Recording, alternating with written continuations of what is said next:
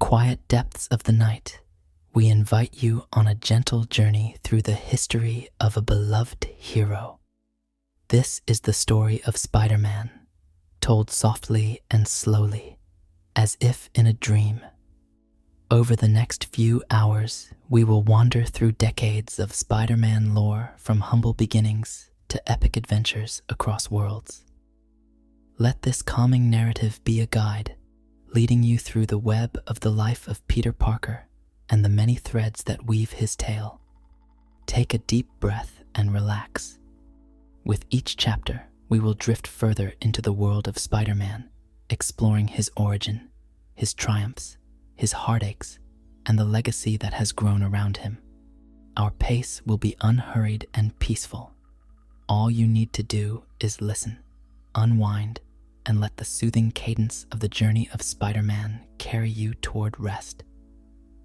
Chapter 1: The Origin of Spider-Man.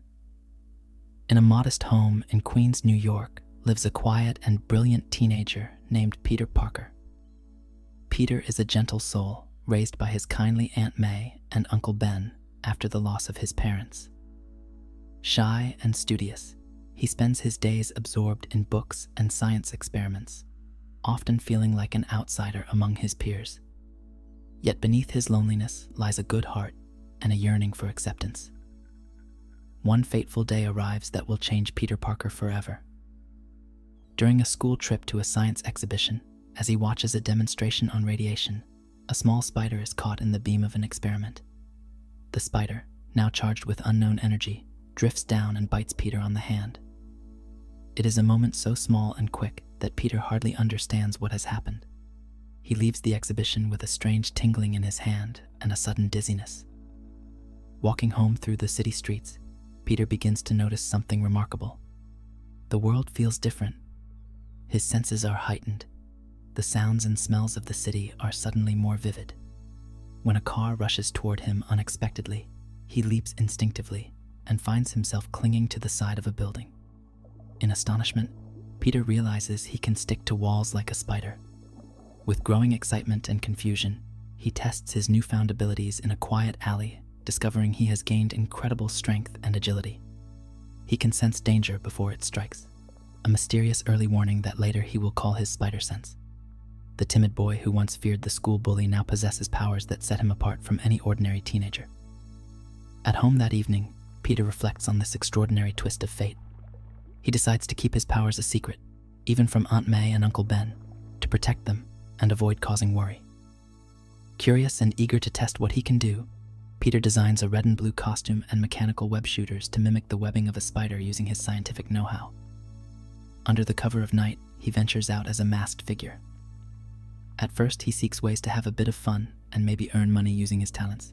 He appears on a television variety show, dazzling the audience by easily leaping and climbing walls in his colorful disguise. For the first time, Peter feels a sense of pride and thrill. The world is finally paying attention to him. After the show, flushed with success, Peter crosses paths with a thief in the backstage corridors. A security guard shouts for help to catch the fleeing criminal. But Peter, still wearing his costume, steps aside and lets the thief run past. It is not his problem, he thinks. After all, he believes he should look out only for himself and Aunt May and Uncle Ben. The police can handle a petty thief. With youthful arrogance and excitement still in his veins, Peter leaves the studio and returns home, thinking his life has taken a turn for the better. But fate has a harsh lesson in store. Later that night, Peter comes home to chaos: a police car outside and Aunt May in tears. Uncle Ben has been killed by a burglar during a robbery at their house. Heartbroken and angry, Peter quickly learns that the murderer is cornered in a nearby warehouse. Still in his spider costume, Peter races to the scene, determined to catch the man responsible for taking his beloved Uncle Ben away. In the dim light of the warehouse, Peter confronts the panicked burglar. Using his wall crawling and strength, he easily disarms the criminal and pins him to the floor. As Peter looks down at the face of the man who killed Uncle Ben, horror washes over him. He recognizes the man. It is the same thief he could have stopped earlier that day at the television studio, the one he chose not to catch. In that crushing moment, Peter understands the terrible cost of his inaction. If only he had acted, Uncle Ben might still be alive.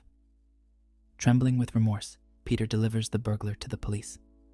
He returns home to console Aunt May, who is devastated by the loss of her husband.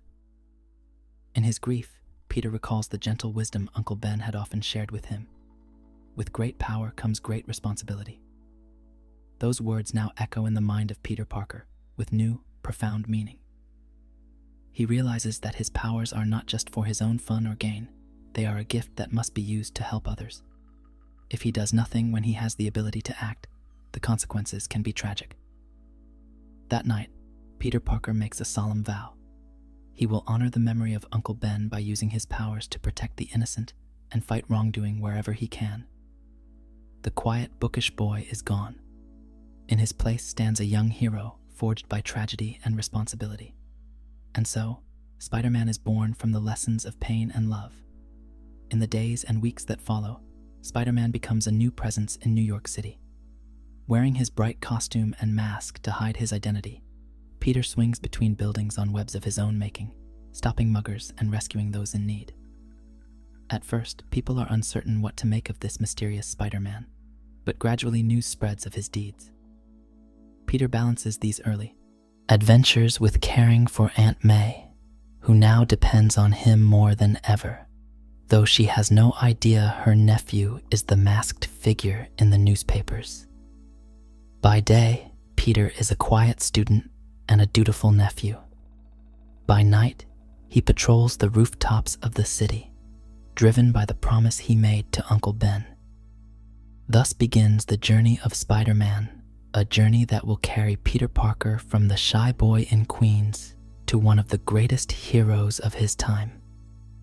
As the city that never sleeps glitters below and the stars twinkle above, Spider-Man swings forward into the unknown, ready to face whatever challenges await. In our next chapter, we will follow Peter as he navigates those early days of heroism, facing the first of many tests that life and fate have in store for him. Chapter 2: Early Adventures and Challenges. As the legend of Spider-Man begins to grow in New York City, Peter Parker finds himself juggling the extraordinary and the ordinary. By day, he still attends school and helps Aunt May at home. Money is tight since the passing of Uncle Ben, so Peter uses his clever mind to earn a little income in a very unique way. He takes photographs of Spider-Man in action and sells them to the local newspaper, the Daily Bugle. Of course, the editor-in-chief of the Bugle is J. Jonah Jameson, a loud and stubborn man who has made it his mission to paint Spider-Man as a public menace. Jameson prints headlines blaming Spider-Man for everything wrong in the city, convinced that no masked vigilante can be truly good.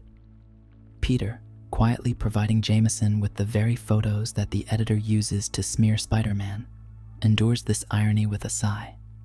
He knows that he needs the money to support Aunt May, and so he lets Jameson rant. Through it all, Peter keeps his identity secret, bearing the burden of being hailed a hero by some and labeled a menace by others. Despite the mixed public opinion, Spider-Man continues to help where he can. In these early adventures, he faces a colorful gallery of villains that test his ingenuity and resolve. One of the first major threats he encounters is the Vulture, an elderly inventor who built a winged harness allowing him to fly silently through the air. Spider-Man's agility and quick wit are put to the test as he battles this cunning thief high above the city's streets. In another encounter, he crosses paths with Dr. Octopus, a brilliant scientist named Otto Octavius, who, after a lab accident, is fused with 4 mechanical arms. Dr. Octopus becomes one of Spider-Man's most formidable foes. Their first confrontation leaves Peter shaken after being thrown aside by the powerful metal limbs. For a moment, Peter even doubts himself. But remembering his responsibility, he returns to the fight and ultimately triumphs by outsmarting the Doctor. This victory, snatched from the jaws of defeat, teaches Peter that courage and determination can overcome even the most dire circumstances. many more adversaries emerge. There is the Sandman, a man transformed into living sand who can slip through cracks and shapeshift his sandy body. Spider-Man learns to be creative to defeat him, using a vacuum or water to contain the shifting grains.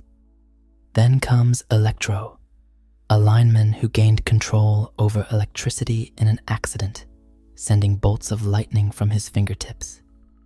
Facing him, Spider-Man must improvise ways to ground Electro's shocking attacks. Each new villain poses a fresh challenge: the reptilian lizard, who is actually Dr. Kurt Connors, a kind scientist friend mutated into a savage creature.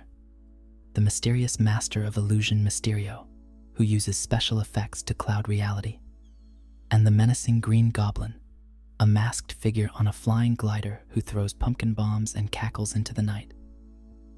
The Green Goblin in particular becomes a recurring shadow in Spider-Man's life, always attacking from the darkness and retreating before he can be caught, leaving Spider-Man unsettled and wondering who could be behind that grinning green mask. These battles are not easy for Peter.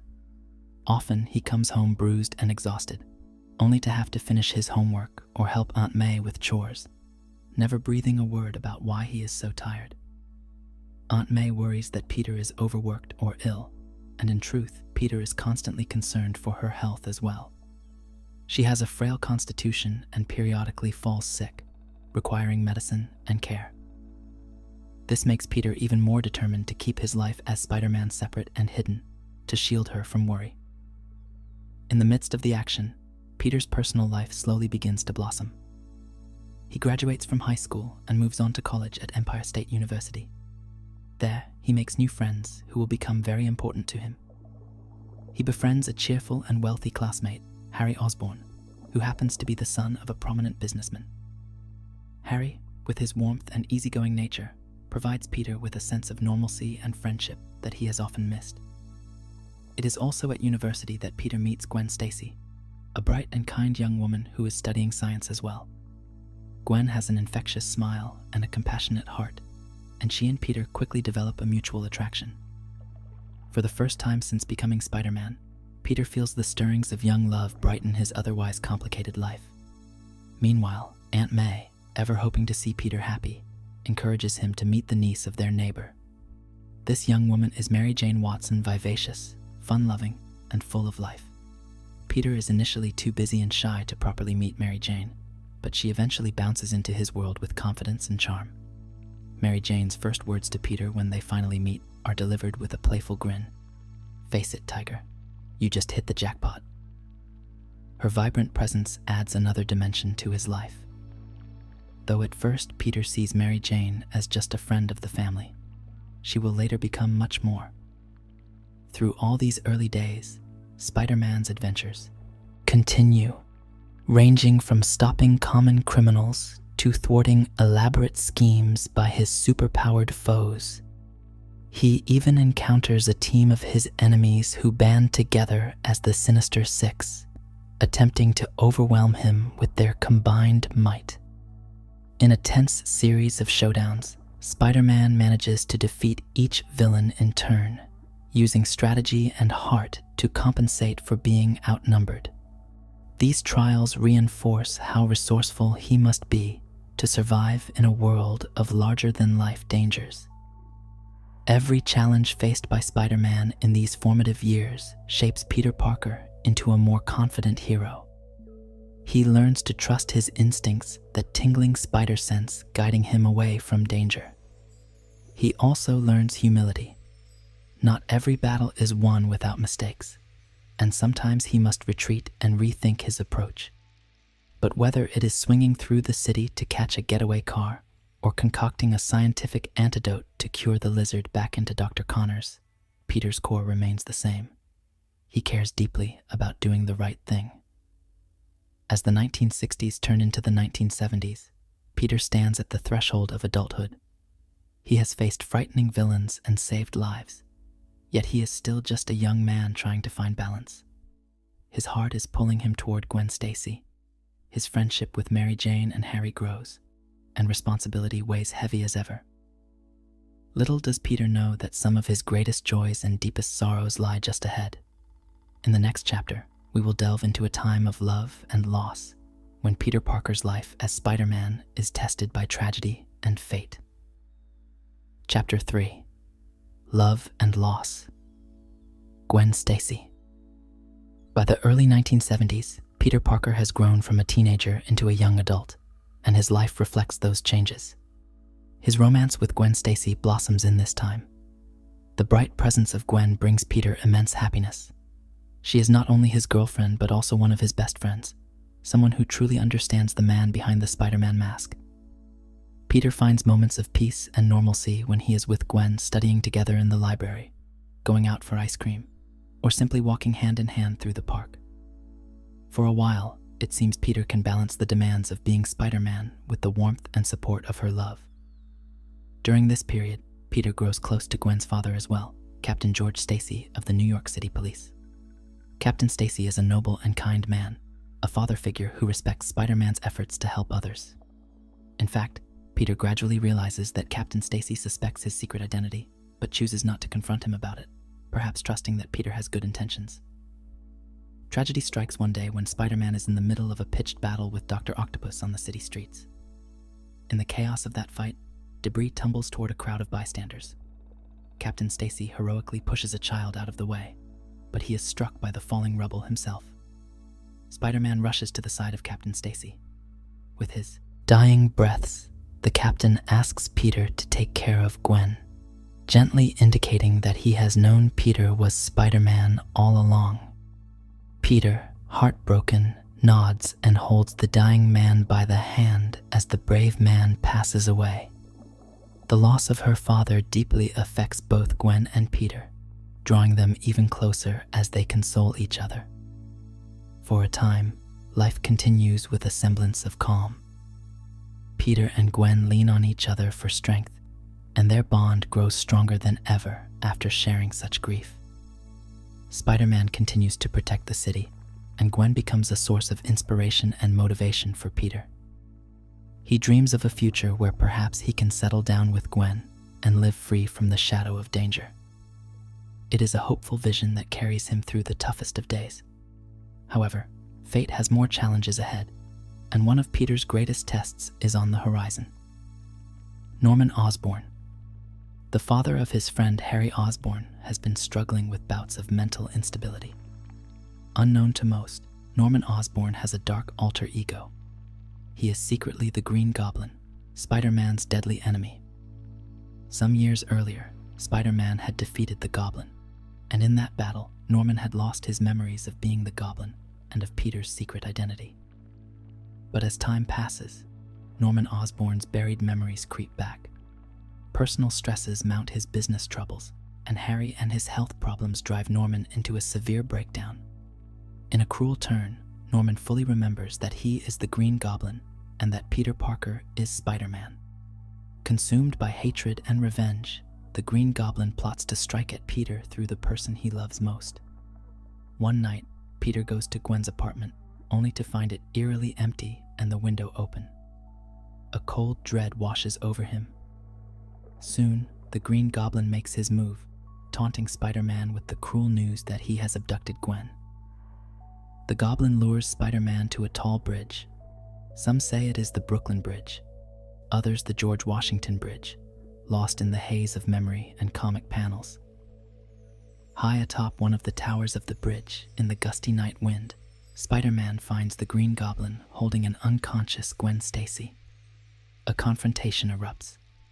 Spider-Man begs and demands that Goblin let the girl go, but the Goblin is beyond reason. In a sudden, horrifying act, the Green Goblin hurls Gwen from the bridge into the dark void below. Time seems to slow as her body plummets toward the river. Heart-pounding, Spider-Man dives after her, shooting a thin strand of webbing. The web catches Gwen by the leg just in time. Peter's heart leaps. He believes he has saved her from certain death. With great care, he pulls Gwen back up to the bridge, desperate to see if she is okay. But when Peter cradles Gwen in his arms, he realizes the unthinkable. Gwen Stacy is still, her eyes closed, and she does not respond. In that heart-wrenching moment, Peter understands that Gwen is gone. Whether due to the shock of the fall, the sudden stop from the web, or the goblin's actions beforehand, the result is the same. Gwen Stacy has died. High above the city, a gentle young life is extinguished, and Peter Parker's world collapses. Waves of grief and guilt crash over him. He cannot accept it. At first, he pleads for Gwen to wake up, holding her close as tears mix with the rain, or perhaps just the tears in his eyes blurring the world around him. The Green Goblin sneers at the agony he has caused. In a rage like none he has ever felt, Spider-Man almost gives in to a desire for vengeance. He nearly attacks the goblin with the intent to do the unthinkable. But even in despair, Peter pulls back from the edge. He carries her body gently down to the ground, then pursues the Green Goblin to an abandoned warehouse. In the dim, echoing space of the warehouse, Spider-Man and the Green Goblin face each other for the last time.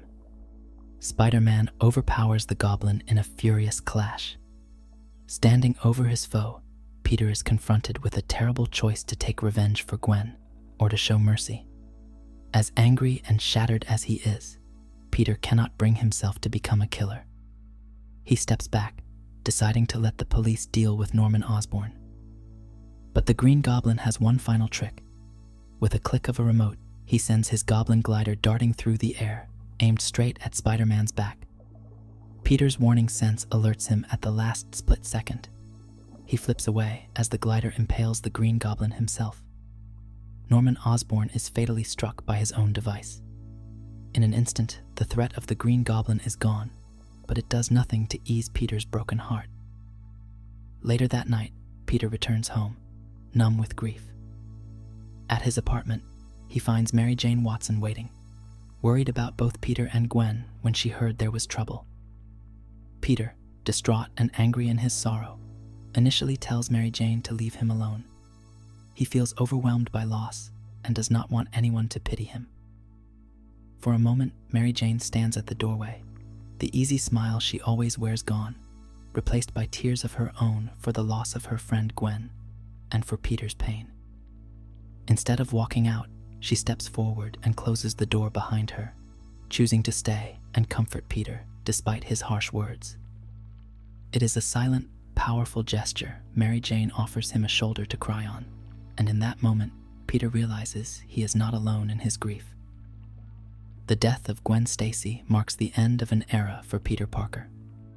In the following days, he is a quieter, more somber Spider-Man. He moves through his routines, protecting the city as always, but the world feels emptier without Gwen's light. The city continues bustling around him, unaware of the cost Peter has paid. At the Daily Bugle, J. Jonah Jameson still prints his usual tirades, and new villains inevitably appear to challenge Spider-Man, but Peter carries the memory of Gwen in his heart in everything he does. Gradually, Mary Jane becomes an anchor in Peter's life.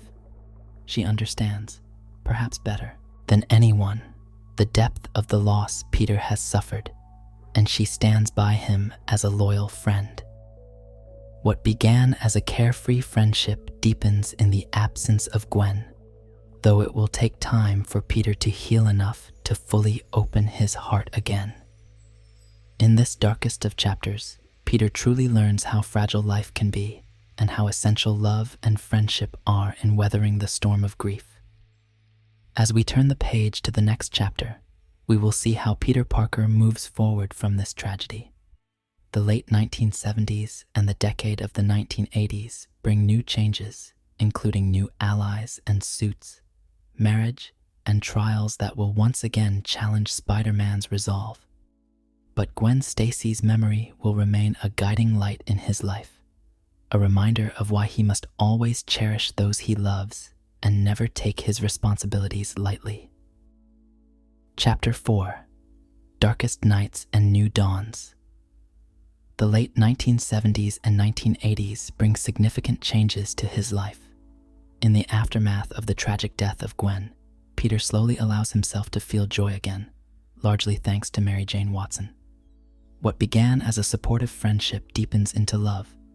Mary Jane, with her empathy and unwavering spirit, helps mend his broken heart over time.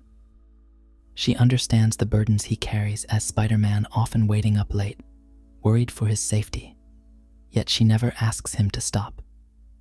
In turn, Peter finds that Mary Jane accepts both sides of him, the kind, sometimes geeky photographer and the brave, web-swinging hero. After years of growing closer, Peter asks Mary Jane to marry him. In a heartfelt moment, she says yes.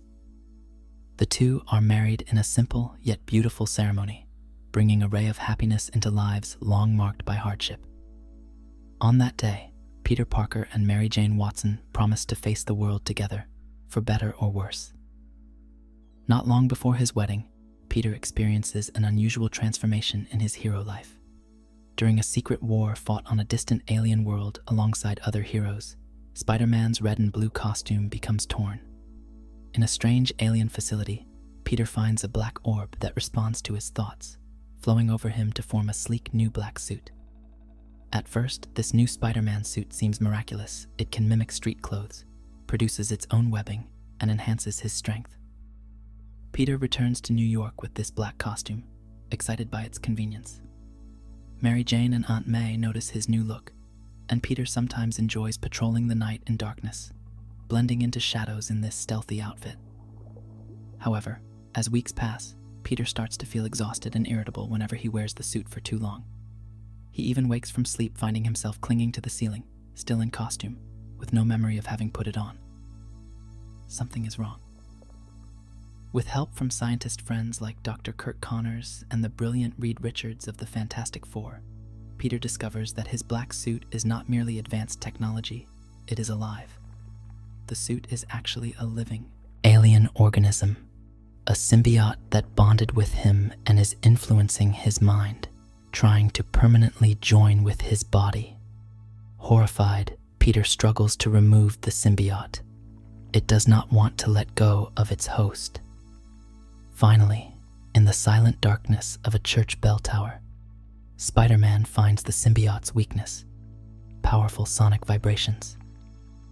As the bells ring thunderously, the alien suit recoils in pain and slithers off Peter's body. Peter is free, but the black creature slips away into the shadows, seething from his rejection. Relieved but shaken by the ordeal, Peter returns to his classic red and blue costume, grateful to be back in control of himself. Married life with Mary Jane brings Peter comfort and stability he has long missed. They move into a small apartment together in Manhattan, making a home that, despite the odd hours and Spider-Man emergencies, is filled with laughter and understanding. Mary Jane's career as a model and actress begins to take off, and Peter continues his work as a photographer, and later tries his hand at teaching science. Though money is often tight and their schedules hectic, they cherish quiet moments like cooking dinner together or simply talking on the couch after a long day. For Peter, having Mary Jane to confide in about his Spider-Man adventures is a blessing. No longer must he carry the emotional burden alone. She becomes his rock, encouraging him when he doubts himself and comforting him after the inevitable rough nights. Those rough nights do come, and in this era, one of Spider-Man's most harrowing trials occurs, known as Kraven's Last Hunt. Sergei Kravenov. Kraven the Hunter is an old foe, a big-game hunter obsessed with proving himself superior to Spider-Man. In a chilling turn of events, Kraven launches a meticulously planned attack on the wall-crawler. On a rainy evening, Kraven ambushes Spider-Man, shooting him with a tranquilizer dart laced with a potent toxin. To the world, and to Peter's own fading senses, it appears Kraven has killed Spider-Man. In truth, the drug puts Peter into a deep paralysis that mimics death. Kraven, triumphant, buries Spider-Man alive in a coffin on the grounds of his estate. For 2 weeks, Spider-Man lies entombed underground while Kraven takes on the mantle of the Spider. Wearing a replica black Spider-Man suit, Kraven prowls the underbelly of the city. Driven by a twisted sense of honor, he seeks to prove he can be a better Spider-Man than Peter ever was. In those days, Kraven brutally subdues criminals, even defeating a vicious man-rat creature named Vermin that Spider-Man alone had struggled against. However, this supposed victory is hollow. It is based on violence and madness, lacking the true heroism and heart that define Spider-Man. Meanwhile, buried alive, Peter experiences feverish dreams of darkness and despair. Thoughts of Aunt May and Mary Jane, and of his own will to survive, push him to keep fighting in his mind. After 2 agonizing weeks, the tranquilizer finally wears off, and Spider-Man awakens in absolute blackness. In a moment of desperate strength and determination, Peter claws his way up from the grave. He emerges from the earth on a stormy night, weak but alive, reborn in a way from this living nightmare. Spider-Man confronts Kraven, who surprisingly does not resist. In fact, Kraven, having proven his point to himself, willingly surrenders. He even releases vermin for Spider-Man to capture, admitting that the true Spider-Man way, restraining foes without killing, was right all along.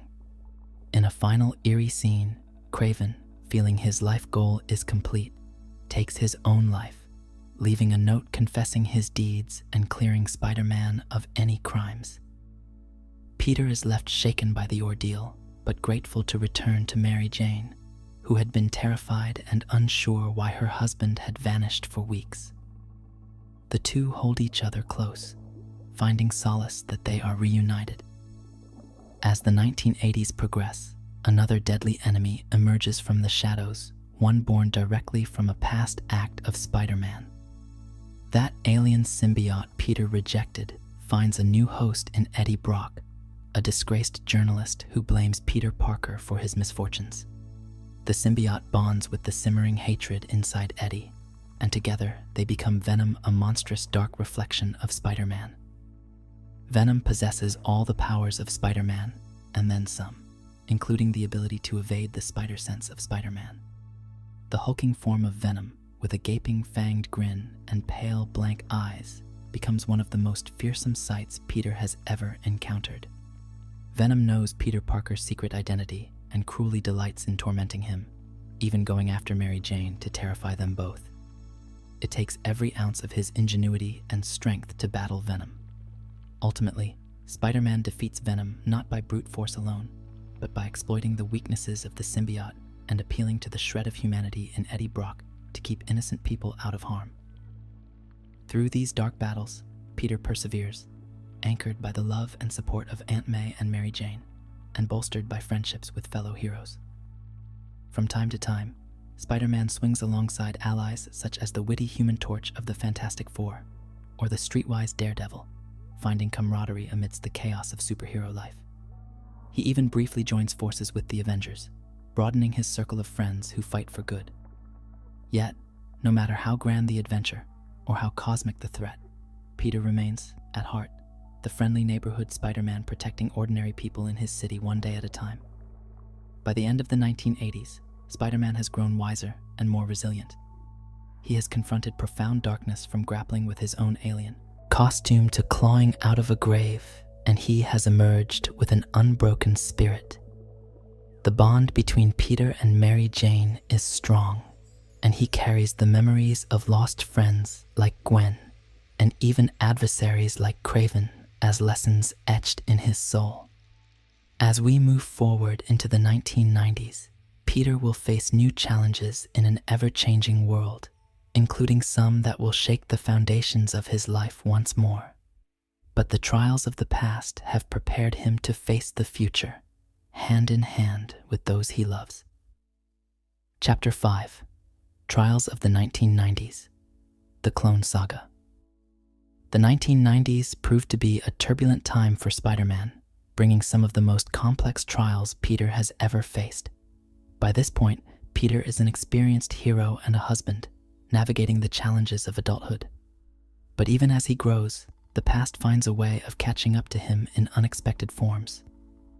One day, Peter senses a familiar presence watching him from afar. It is not a villain at all, but someone with his own face, a man who looks exactly like Peter Parker. This stranger is Ben Reilly, and he is in fact a clone of Peter, created years ago by an old enemy called the Jackal. Peter believed this clone had perished long ago, but Ben survived and has been living a life of his own. Ben Reilly adopted that name to differentiate himself. choosing Ben from Uncle Ben and Riley from Aunt May's maiden name.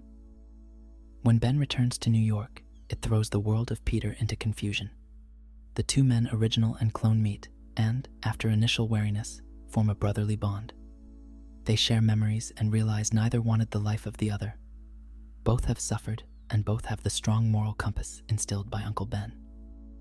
As Peter and Ben get to know each other, a series of chaotic events unfolds known as the Clone Saga. The villainous Jackal reemerges, obsessed with making Peter suffer. Multiple clones appear, some stable, some flawed. Among them is Caney, a scarred, tormented clone who resents Peter, yet also feels protective of him in a twisted way. Spider-Man suddenly finds himself in a whirlwind of uncertainty, attacked by enemies who wear his face, haunted by the possibility that he himself might be just a clone. During this saga, tests are conducted on Peter and Ben, and shockingly, one set of results indicates that Ben Reilly is the original Peter Parker, and that our Peter might be the clone. This news rocks Peter to his core.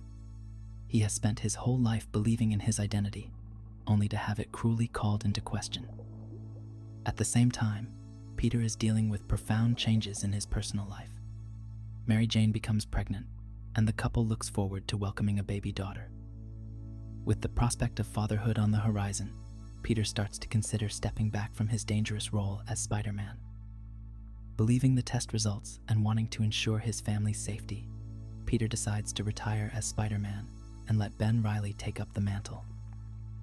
Ben, who has heroism in his heart just like Peter, dons a new costume and becomes the Scarlet Spider.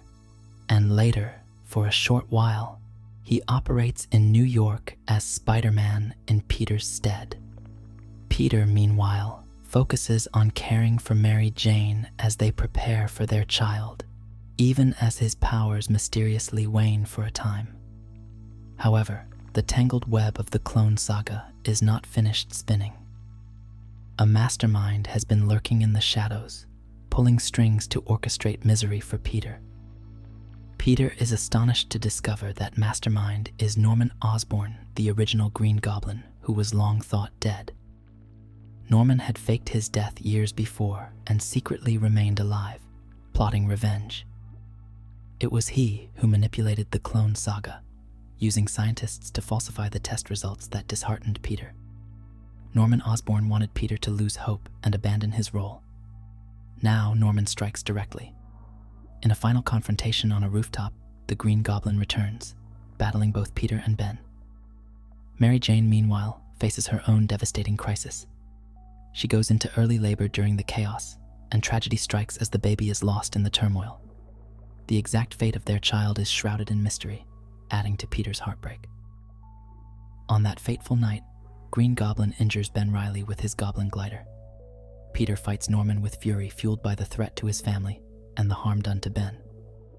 Eventually, Norman is defeated and flees into the night, but not before one final cruel act. Ben, gravely wounded, dies in the arms of Peter. As Peter weeps over Ben, the body of Ben undergoes a horrifying transformation, dissolving into dust, the telltale sign of the degeneration of a clone. In that somber moment, the truth is confirmed. Peter was the original all along. Ben's death is a heavy blow. In a short time, Peter had come to see Ben as a brother and a dear friend who understood his life like no one else could. Now, Ben is gone, sacrificing himself to save Peter from the Goblin's attack. The Clone Saga leaves Peter emotionally exhausted. He and Mary Jane mourn the loss of their child and their friend. In the aftermath, Peter resumes the mantle of Spider-Man, more certain of his identity, but carrying yet another scar on his heart.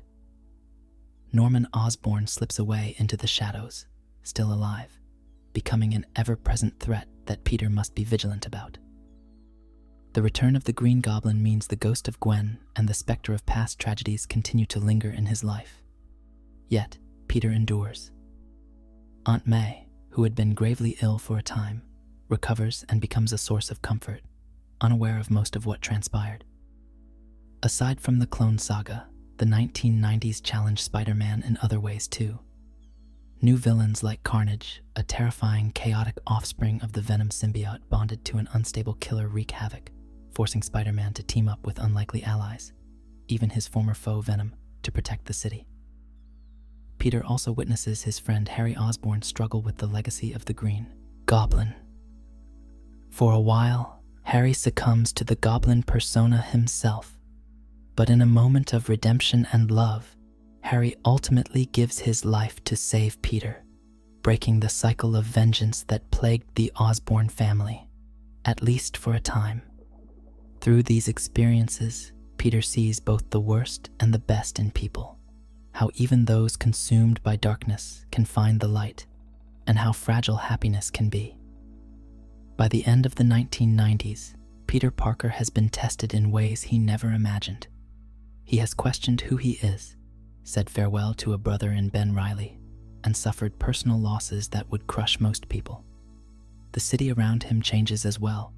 Technology advances, a new millennium approaches, but Spider-Man remains, swinging through the skyline with undiminished resolve. As we turn to the 2000s, Peter will soon face a world that grows more complicated and dangerous, with challenges that will demand both sacrifice and renewal. But if the Clone Saga proved anything, it is that Peter's sense of self and responsibility, forged so many years ago, can be bent, but never truly broken. Chapter 6: Sacrifice and Renewal. One more day. As the new millennium begins, Peter Parker finds that the world around him is changing rapidly. The 2000s bring new allies, new enemies, and an ever-evolving life for Spider-Man. By now, Peter and Mary Jane have been through many ups and downs, but remain devoted to each other. They support Aunt May, who is getting older, yet still the gentle cornerstone of his life. Peter continues to balance his daily struggles, bills, work, and keeping those he loves safe with the never-ending duty of Spider-Man, who now faces threats that sometimes go beyond New York City. In this era, Peter even briefly becomes part of the famous Avengers, fighting alongside legends, and at one point he unmasked publicly, revealing his identity to the world in a moment of trust and principle. But that revelation would soon carry dire consequences. Not long after his identity becomes public, danger strikes at the heart of his family. The criminal underworld, seeking revenge on Spider-Man, targets Aunt May. In a cruel twist, a sniper bullet meant for Peter hits Aunt May instead. Gravely wounded, Aunt May falls into a coma, her life hanging by a thread. Peter is racked with guilt and panic.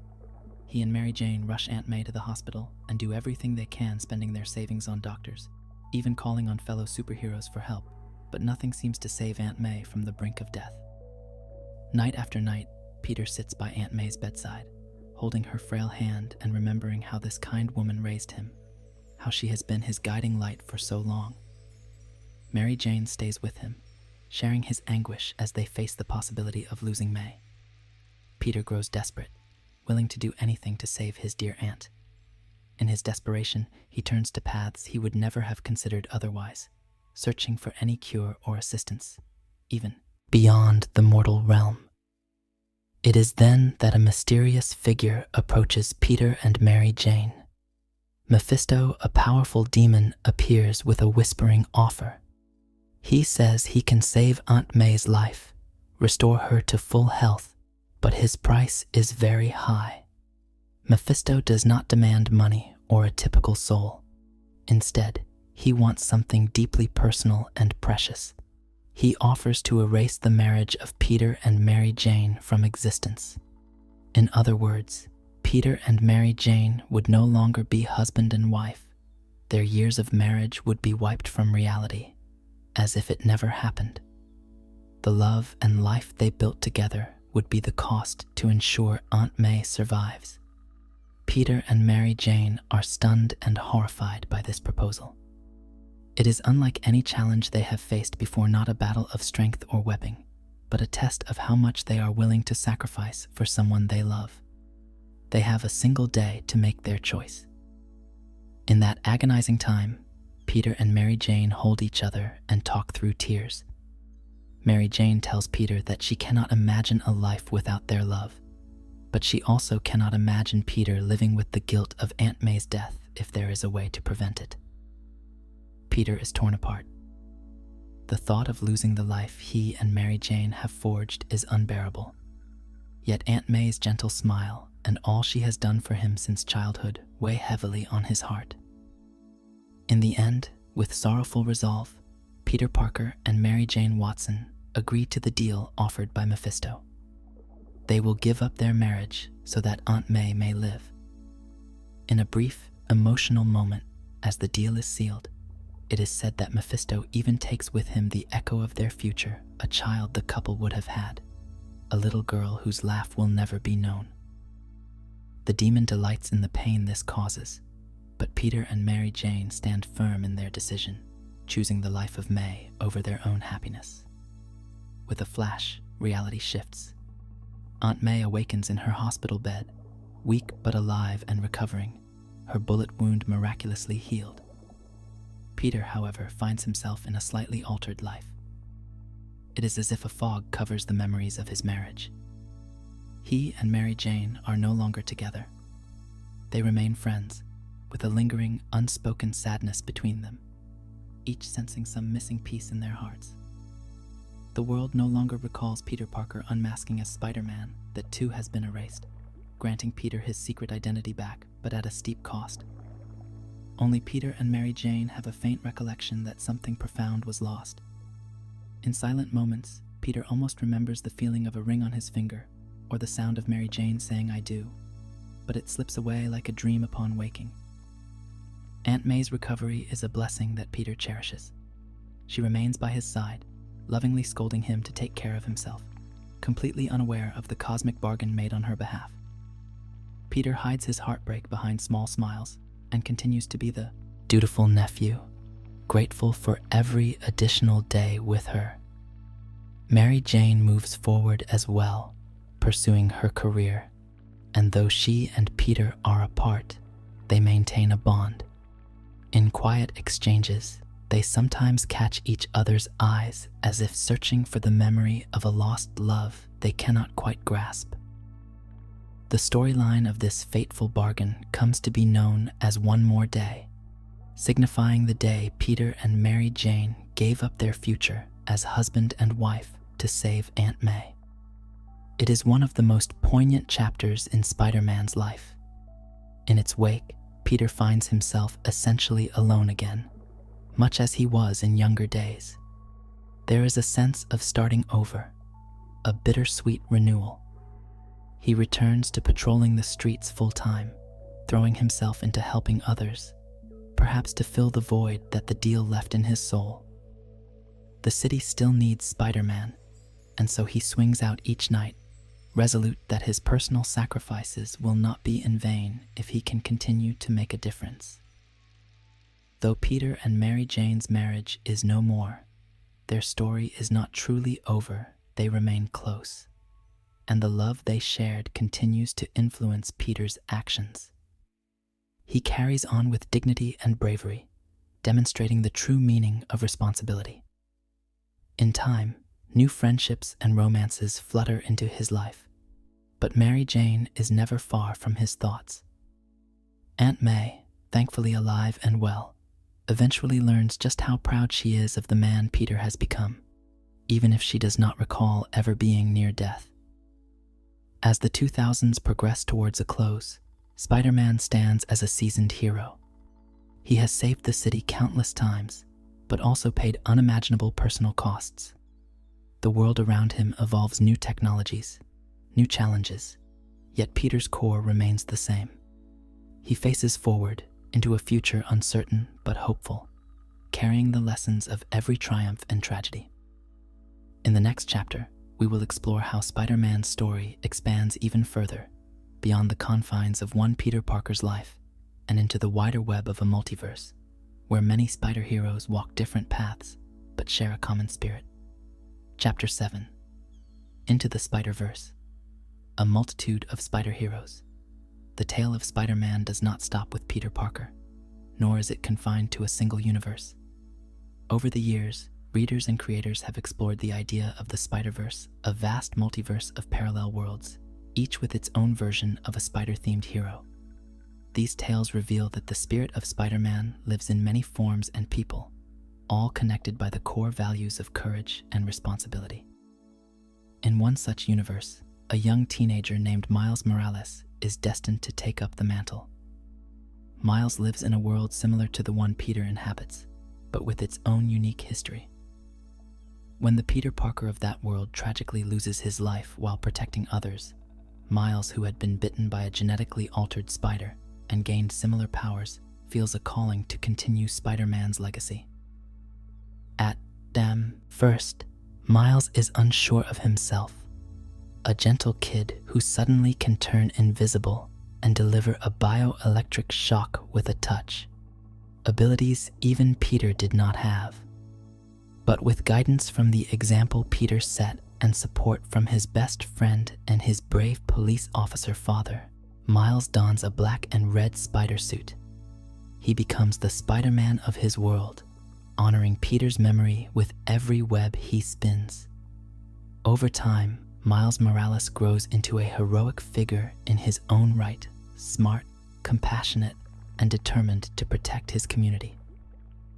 Eventually, through extraordinary multiversal events, Miles even comes to live in Peter Parker's primary world, fighting alongside the original Spider-Man as a beloved younger partner and friend.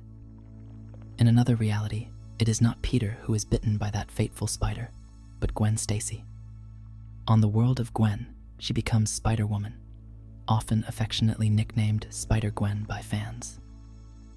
Gwen gains powers similar to those of Spider-Man and wears a distinct white and hooded costume. Her story carries echoes of what Peter experienced. She faces tragedies and challenges, including the loss of her own Peter, who, in her universe, tried to become special like her, but met a sad end. Gwen Stacy's resolve is tested as she juggles being a superhero with playing drums in a band and trying to maintain her friendships. When she crosses paths with Peter Parker from another universe, it is a poignant encounter for Peter. Seeing a version of Gwen alive and thriving as a hero brings both joy and the sting of old memories. For Gwen, meeting an older Peter reminds her of the responsibility they both share. The adventures of Spider-Gwen show that the essence of Spider-Man bravery, self-sacrifice, and humor in the face of danger can thrive in a hero who is familiar yet new. Travel further through the tapestry of realities, and you will find the year 2099, where futuristic skyscrapers pierce neon skies. Here, Miguel O'Hara becomes Spider-Man 2099. Miguel is a brilliant geneticist of Irish and Mexican descent living in a techno-dystopian future. After an experiment to rewrite his DNA, intended to free himself from corporate control, goes awry, his genes are spliced with spider DNA. He develops enhanced abilities, talons on his fingers and toes for climbing, fangs that can deliver a venomous bite, and incredible agility and strength. In a world ruled by the megacorporation Alchemax, Miguel dons a blue suit with a red skull-like spider emblem and fights against corruption and crime in the Nueva York of the future. His methods can be harsher, and his world is darker, but at heart, Miguel battles for justice and protects the innocent, very much a Spider-Man of his time. On occasions, Miguel has traveled back to the era of Peter Parker, resulting in the two Spider-Men swinging through modern New York together, bridging the gap between present and future. There are many more threads in this grand web of spider heroes. In a shadowy 1930s alternate world, an impoverished young man becomes Spider-Man Noir, wearing goggles and a trench coat as he battles criminals during the Great Depression, armed with wit, fists, and occasionally a trusty revolver. In a whimsical cartoon universe, a plucky pig named Peter Porker gets accidentally transformed into the spectacular Spider-Ham, proving that even in worlds of laughter, the message of responsibility carries weight. In one possible future, Peter and Mary Jane's daughter, May Mayday Parker, inherits the powers of her father and becomes Spider-Girl, protecting the city a generation later and carrying on the family tradition with pride.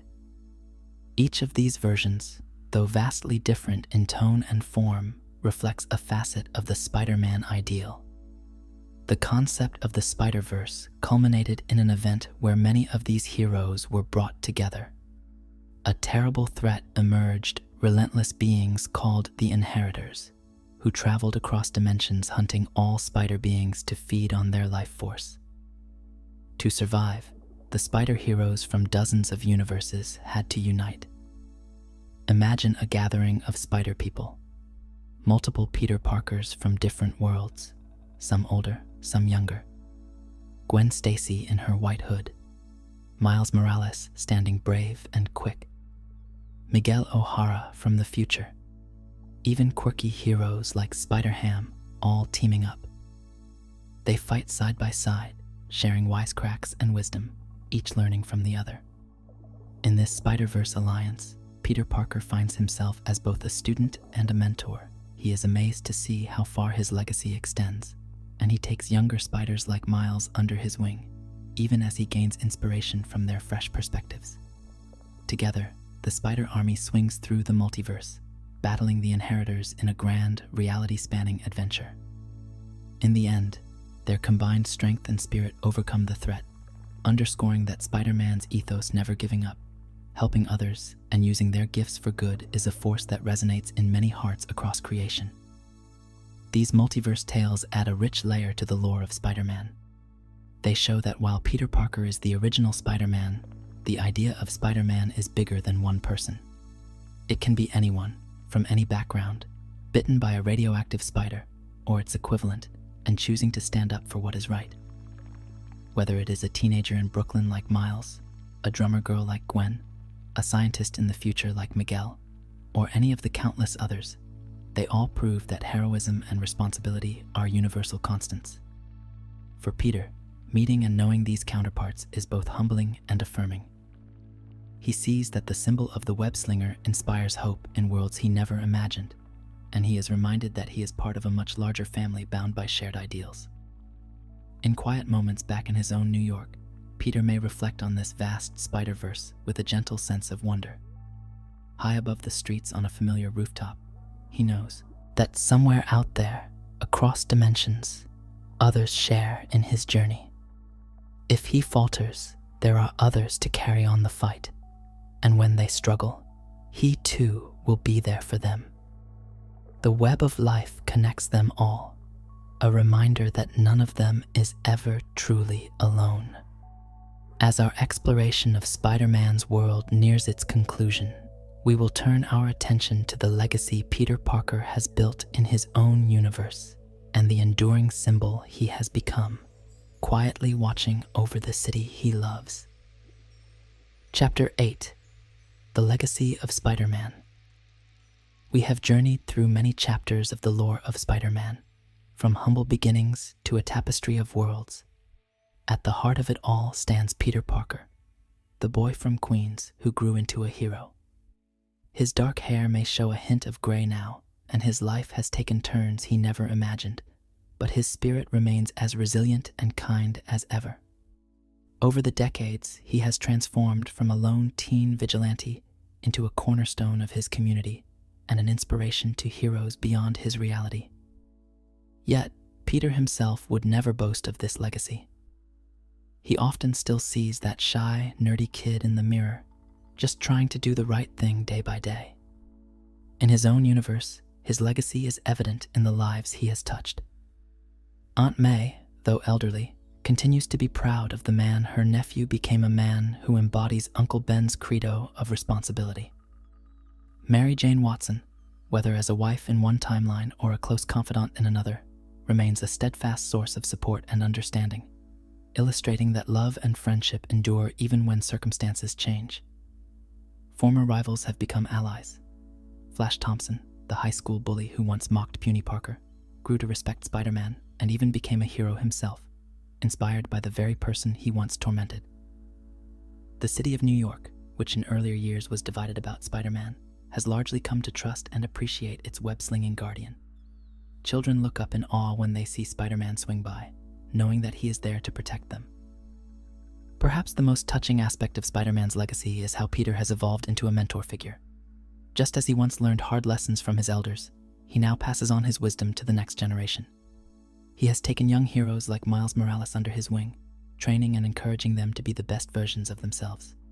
He has shared smiles and advice with the likes of Kamala Khan, a young Ms. Marvel, and other up-and-coming champions, always with a gentle word and a big brotherly flair. To these younger heroes, Peter is something of a living legend, not because of his powers, but because of his compassion, his humor even in dire straits, and his unwavering dedication to helping others. As night falls over the city he loves, Spider-Man still perches atop a familiar skyscraper, listening to the soft sounds of New York below. The city never truly sleeps, but there is a peace in the late night hour, a calm that Peter has fought hard to help secure. Perhaps he reflects on a recent adventure, or on an old memory of swinging alongside friends long gone. He feels the presence of those he lost, Uncle Ben, Gwen, even Ben Riley, not as a sadness, but as a gentle encouragement living in his heart. Their lessons and love guide him still. In the breeze that ruffles the fabric of his costume, he almost imagines the voice of Uncle Ben saying, "Well done, son." Spider-Man's story is a mosaic of joy and sorrow, struggle and triumph. It teaches us that heroism is not about glory or power, but about perseverance, empathy, and the choices we make every day. Peter Parker has shown that one person can make a difference, that bravery and goodness can ripple outward and inspire countless others. The multitudes of the Spider-Verse, the allies across his own life, and the city that now embraces its friendly neighborhood Spider-Man all stand as proof of the light one good soul can spread. As we conclude our long and gentle journey through this lore, picture Spider-Man taking one last swing through the moonlit skyline. Each webline cast is like a thread connecting all the stories we have recounted. He arcs between glittering buildings with grace, a silent guardian watching over sleeping streets. In a quiet moment, he pauses on a rooftop and gazes out at the twinkling lights of New York City. This is his home, and he will always protect it. Finally, with dawn not far off, Spider-Man leaps once more into the air. The first light of day will soon glow on the horizon, and with it, a new day for Peter Parker to live, laugh, and continue carrying the great responsibility that comes with his great power. But for now, in this gentle pause before morning, all is calm. We can rest easy knowing that in this world, and indeed in many worlds, Spider-Man is out there, a reassuring presence in the darkness, ready to catch us if we fall. And as the city settles, we too can drift into peaceful slumber, heartened by the enduring tale of the one and only Spider-Man. Chapter 11: Dawn of a New Millennium. As the new millennium arrived, Peter Parker's life entered a gentler yet profoundly challenging chapter. After years of protecting New York in the shadows, Peter made a momentous choice during a civil war. Among heroes, he revealed his identity to the public to stand with his allies. But this act of trust had grave consequences. Enemies struck at his family, and a hired sniper's bullet meant for Peter found its mark in beloved Aunt May. Racked with guilt and desperation, Peter sought any way to save her. In a quiet, heartbreaking encounter under a dim hospital light, he met the demon Mephisto. The demon offered a tragic bargain: Aunt May's life in exchange for Peter's precious marriage to Mary Jane Watson. With a heavy heart, Peter and Mary Jane agreed, sacrificing their love so May could live. In a single, surreal moment, their marriage was erased from reality, and the world was rewritten so that they had never been wed. This bittersweet pact marked the end of one era and the beginning of another. Peter awoke to a brand new day. He was once again living quietly with Aunt May, his secret identity restored, and the weight of the past partially lifted. Yet the cost lingered as an ache in his heart, memories of a life that no one else recalled. Still, Peter found solace in knowing May was safe, and he resolved to move forward. In this new dawn, he faced the future single and determined, focusing on rebuilding a normal life by day, even as he continued his nightly vigil as Spider-Man. Old chapters had closed, but their lessons remained, guiding Peter gently into the uncertain years ahead. He returned to his core values and roots, the world around him subtly changed, yet comfortingly familiar. With Mary Jane now just a close friend and confidant, Peter embraced a simpler existence, photographing the city's skyline, pursuing scientific work, and caring for Aunt May. The turn of the millennium brought a quiet resilience, a chance for Peter to grow anew, carrying forward the wisdom earned from loss and sacrifice. And though the city still bustled and new challenges brewed on the horizon, for a moment, life offered Peter Parker a brief respite, a calm before the next storm. Chapter 12, Spider Island, a city of spiders. Not long into this new era, New York City itself became the stage for an uncanny transformation. One warm summer, something extraordinary happened across Manhattan. Millions of ordinary people began manifesting the same powers as Spider-Man. Everyday New Yorkers woke up with the ability to crawl up walls, leap great heights, and spin webs between the skyscrapers. The island of Manhattan quite literally turned into a spider island, as if Peter's unique gifts had suddenly spread like a gentle breeze over the city. At first there was excitement and wonder. Imagine a city where taxi drivers, shopkeepers, and children on their way to school could all swing through the air like Spider-Man. But with great power comes great confusion, and not everyone gained Peter's years of discipline or sense of responsibility. Chaos soon grew in the streets, with playful webs and misguided heroics causing as much trouble as help. Peter found himself strangely ordinary amid this outbreak. When everyone is special, Spider-Man is no longer unique. He watched citizens both help and hinder each other with their newfound abilities. At first, he even struggled with a touch of uncertainty. If he wasn't the only one with powers, what was his role now? This contemplation happened under soft, overcast skies as he perched atop a lamppost, seeing people swing clumsily across streets below. However, Peter's heart soon swelled with purpose. When a threat emerged behind this phenomenon, he knew the city would still look to him for guidance. A villainous plot by the Jackal and the mysterious Spider Queen lay at the center of it all. An engineered virus was giving people spider powers, but also slowly mutating them into monstrous spider-like creatures if not stopped. What began as a whimsical scenario turned ominous as some New Yorkers sprouted extra limbs and fangs, falling under the Spider Queen's dark control. Through these tense days, Peter Parker remained a steady, calming presence. He rallied heroes and allies to help contain the chaos. The Avengers set up quarantine in the city, and Peter worked side by side with brilliant minds like Reed Richards at Horizon Labs to devise a cure. Under flickering fluorescent lab lights, Peter meticulously helped develop a serum derived from anti-Venom's antibodies, a cure that could reverse the spider transformations and free people from the Spider Queen's influence. Even as fear gripped the city, Spider-Man moved with gentle confidence, swinging above quarantined streets to deliver antidotes and hope. In one memorable moment, he donned a protective suit and personally dispersed the cure from atop the Empire State Building, broadcasting a gentle rain of antidote across the skyline. All around him, citizens glowed with relief as their humanity was restored. In the final confrontation, Peter, joined by Mary Jane Watson, who briefly gained spider powers herself, faced the enraged Spider Queen. With help from his clone ally Caney and countless brave New Yorkers, Spider-Man defeated the Queen in a dusk-lit battle on the city rooftops. One by one, the people of Manhattan returned to normal, their spider-like mutations fading away as if from a strange dream. When the sun broke through the clouds the next morning, it shone upon a city humbled but safe. Peter stood atop a building gazing down at the streets, watching ordinary people walk on solid ground again with grateful hearts. Manhattan had been cured, saved by science, teamwork, and the enduring spirit of its friendly neighborhood Spider-Man. In the aftermath, as evening fell, the Empire State Building glowed softly in red and blue lights as a quiet thank you to its hero. Peter allowed himself a small, tired smile. The city understood, in a way few ever could, what it was to walk in Spider-Man's shoes. And Peter, ever humble, simply felt thankful that he could help set things right.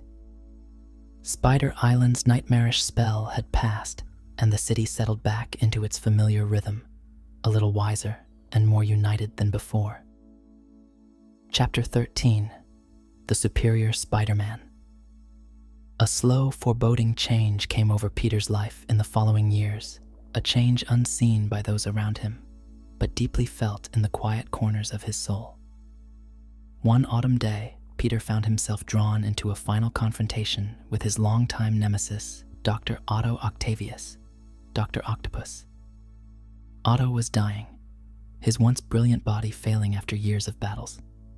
In a lonely prison cell bathed in pale light, Otto Octavius enacted a last diabolical plan.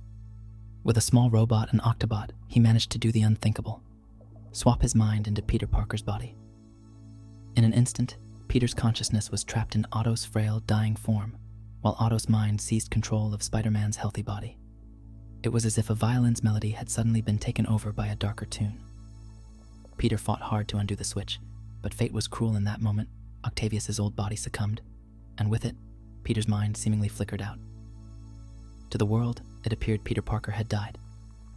In reality, Peter lived on as a silent passenger within his own body, displaced and unseen, while Otto Octavius stood in his place, looking through Peter's eyes at a life he had long envied. Thus began a peculiar chapter, where Spider-Man was Spider-Man, and yet not. Determined to prove himself superior, Otto set out to be a more efficient hero than Peter ever was. At first, New York noticed only that Spider-Man's methods had changed. Criminals were met with harsher justice where Peter might show mercy. This new Spider-Man acted with cold finality. Otto's scientific genius led him to upgrade Spider-Man's gear with advanced gadgets and an army of surveillance spider-bots. He even founded Parker Industries, using Peter's credentials to further his own vision of heroism mixed with corporate order. Citizens saw Spider-Man moving swiftly, decisively, and sometimes ruthlessly. Some were impressed. Others, including Peter's closest friends, felt a disturbing chill at the hero's new demeanor. Mary Jane, Aunt May, and others sensed something was off, but Otto masqueraded well as Peter in day-to-day life, imitating his speech and routines. Inside Peter's mind, a small spark of the true Peter persisted as a quiet observer, like a faint heartbeat under the floorboards, waiting for an opportunity to return. For a time, Dr. Octopus truly believed he could be a better Spider-Man. He neutralized threats with brutal efficiency, even resorting to lethal force against villains who, in Peter's day, would have been spared. The city's crime rate dropped, yet the cost weighed on Spider-Man's once bright spirit. In rare, reflective nights perched over the city nights that Otto rarely allowed himself, he began to feel the enormity of Peter Parker's responsibilities. Memories of Peter's life flooded Otto's conscience unbidden. The love and compassion that had driven Peter to be a hero in a way brute force never could. When Green Goblin, Norman Osborn, resurfaced, branding himself the Goblin King and threatening everyone Peter and even Otto cared for, these lessons struck with full force. The Goblin orchestrated chaos across the city, endangering Anna Maria, a kind woman whom Otto, in Peter's body, had grown to care for deeply. Dusk fell on a city in peril, and Otto Octavius faced a humbling truth. He could not save her alone. In a poignant, selfless decision, Otto relinquished control back to Peter, the true Peter Parker, trusting that only Peter's pure heart and experience could defeat Osborn and rescue Anna Maria. And so, in a cathartic moment under a burning orange sky, Peter Parker's mind emerged fully once more, reclaiming his body and identity. Peter, revived by Otto's act of sacrifice, swiftly set things right, defeating the Goblin and restoring hope in the darkest hour. With Otto's influence gone, the subtle brutality that had haunted Spider-Man's actions subsided. The city noticed the change immediately. Spider-Man swung through the dawn with his old lightness and empathy restored. In the aftermath, Peter discovered all that Otto had done, from new gadgets to a fledgling company in his name, and vowed to use these tools with the responsibility and compassion that defined Spider-Man. Dr. Octopus had sought to prove he could be superior, but in the end, it was Otto's rediscovery of Peter's innate goodness that became the true victory. Late that night, on a quiet rooftop, Peter Parker thanked the echo of Otto's memory for taking care of his city and loved ones in his absence. In the gentle breeze of early morning, one chapter of learning closed. Peter emerged wiser, having gained an unlikely understanding from a former enemy. He was Spider-Man again, the one and only, in both body and spirit, and he faced the new day with gratitude, humility, and the reassuring knowledge that even in his darkest hour, his principles had shone through to inspire redemption. Chapter 14. Spider-Verse. Across the multiverse. Peter's life soon took a turn for the cosmic and fantastical, yet it unfolded with the same quiet, determined grace that had guided him through so many nights. It began with an unsettling sense of déjà vu, reports of spider heroes from other dimensions being attacked and disappearing. In the soft glow of his apartment, late at night, Peter's spider sense tingled at stories of a ruthless predator stalking anyone who bore the spider symbol in any reality. Morlun, a deadly foe Peter had faced before, had returned. But this time, Morlun did not hunt alone. He brought with him his entire family, the Inheritors, a clan of powerful vampiric beings from another universe who craved the life force of Spider-Men and Spider-Women everywhere. Their dark mission became known as the Great Hunt, Across countless worlds under many alien skies, spider-powered heroes found themselves targeted by these insatiable adversaries. One by one, different incarnations of Spider-Man, some familiar, some bizarre, felt a dreadful chill as the inheritors drew near. Yet from this looming nightmare rose a beautiful, unprecedented alliance. One by one, the spider heroes of the multiverse began to find each other. Through portals in the web of life and destiny, a mystical network connecting all spider beings, they traveled and convened. There was the Peter Parker of Earth 616, our Peter, joined by others like him. A thoughtful, battle-worn Spider-Man from an alternate future. A brave young Spider-Girl from a parallel world. The charming and capable Spider-Woman Gwen Stacy from Earth 65. And Miles Morales, the new Spider-Man of another universe, to name only a few. More Spider people arrived in a gentle cascade of hope. Spider-Man Noir, clad in sepia tones from a 1930s reality of rain and crime. Penny Parker, a child who piloted a mechanical spider robot with the soul of a spider. Spider UK, Billy Braddock, a noble British spider knight from the Captain Britain Corps. And even a whimsical spider ham Peter Porker, a talking cartoon pig with a spider's powers, whose light-hearted quips brought smiles amid the tension. This gathering of the spiders was as surreal as a dream, yet as heartwarming as a family reunion. Despite their differences in appearance and origin, they understood each other, instantly bound by the shared burden of great power and great responsibility, and by the tragedies and triumphs that come with that burden. Together, these heroes formed the Spider Army, uniting under the leadership of experience and compassion. They sought refuge on safe worlds and hatched plans to fight back. In quiet moments between battles, they shared stories under alien stars, stories of lost Uncle Bens, of different yet familiar struggles, each tale reinforcing their common heart. Peter Parker, ever humble, found himself a guiding figure among them, his years of wisdom reassuring newer spiders like Miles and Gwen. The inheritors struck hard and relentlessly, and some spider heroes fell in courageous battle. But the unity of the Spider Army proved stronger. In a final confrontation on Loomworld, the inheritors' home dimension, the spider heroes executed a plan to stop the villains. Through clever strategy and sacrifice, they defeated Morlun and his family, imprisoning them on a barren, radiation-soaked world where they could harm no one. The great hunt was over. As the dust settled, the surviving spiders gathered one last time. There was melancholy for those lost, but overwhelming gratitude for the unlikely friendships forged across reality's tapestry. In the soft golden light of a new dawn spreading across dimensions, each spider person prepared to return home. Peter Parker stood with Miles Morales and Gwen Stacy by his side, offering final words of encouragement. He reminded them and himself that none of them would ever truly be alone. Again, they were part of a larger family now, an extended spiderweb spanning many worlds. One by one, with fond farewells, the heroes stepped through portals of shimmering light back to their own neighborhoods, eras, and planets. Gwen back to her vibrant city of jazz and punk rock on Earth 65. Miles back to the bustling streets of his New York. Spider-Ham with a comical wave back to his cartoon realm. Each carried a piece of this shared victory in their hearts. Peter returned to his apartment in Queens, the night's silence punctuated by the distant honk of a car horn on Earth 616. He felt a profound sense of peace and connectedness. High above in the sky, for a brief moment, he imagined he could see the cosmic web linking him to all his newfound friends, shimmering like stars. Spider-Verse had affirmed what Peter long suspected, that the spirit of Spider-Man was universal, a bright thread woven through countless lives and stories. In this knowledge, under the pale glow of dawn breaking, Peter closed his eyes for a moment of rest, comforted that across the vast multiverse, the ideals he held dear were alive and thriving in many brave hearts. Chapter 15, Spider-Geddon, a second great hunt. The peace following the Spider-Verse victory was warm but fragile, like the last notes of a lullaby hanging in the air.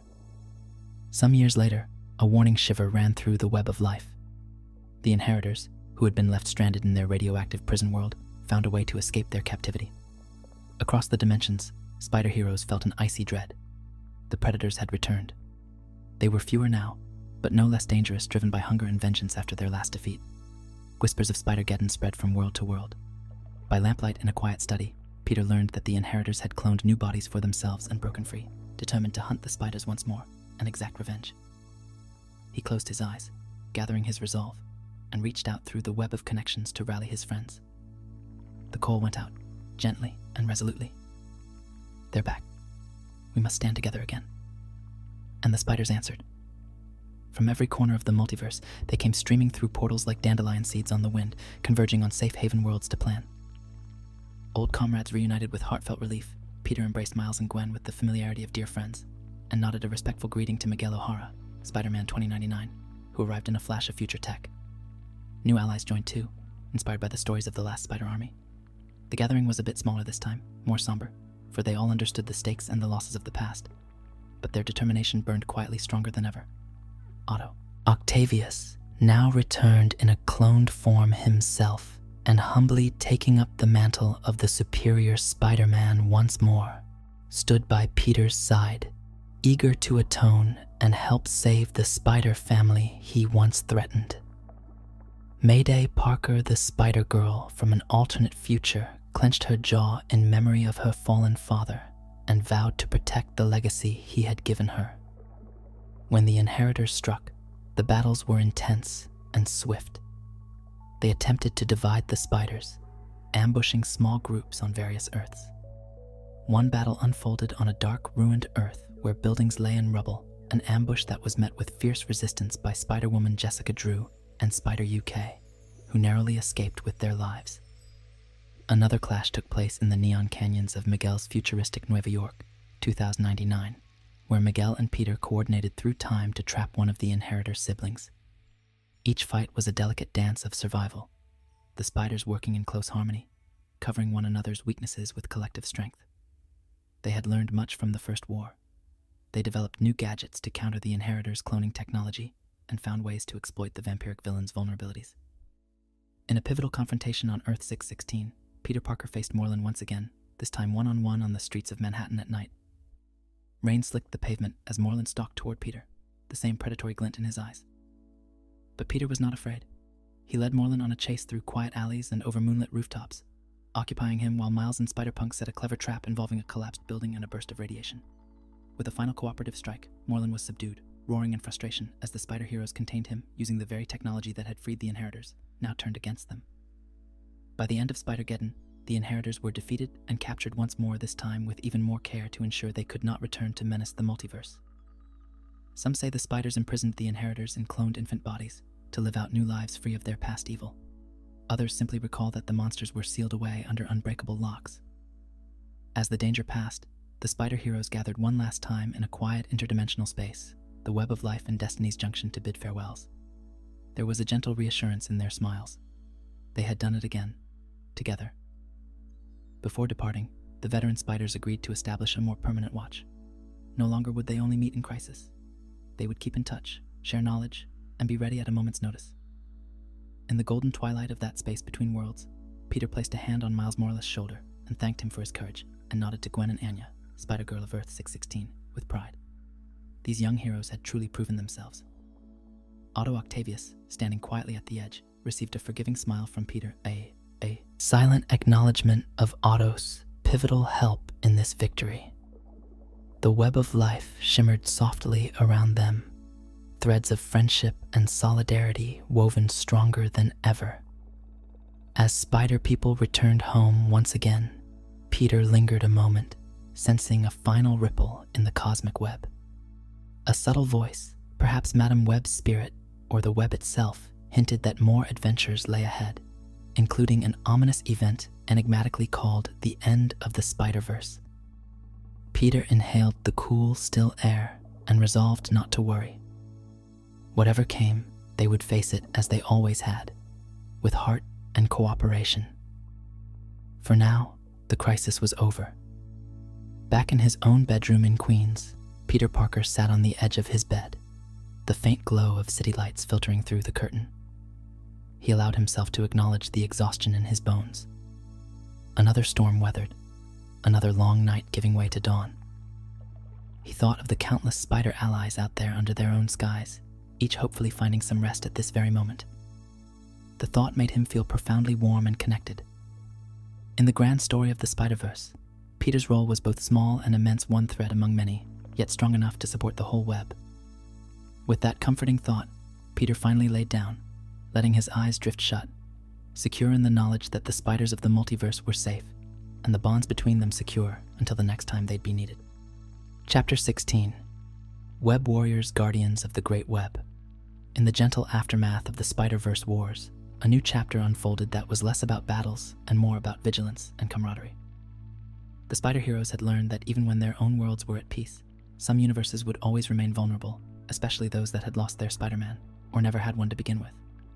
And so, by the soft glow of portal sparks and over many calm discussions, they formed a team of multiversal guardians known as the Web Warriors.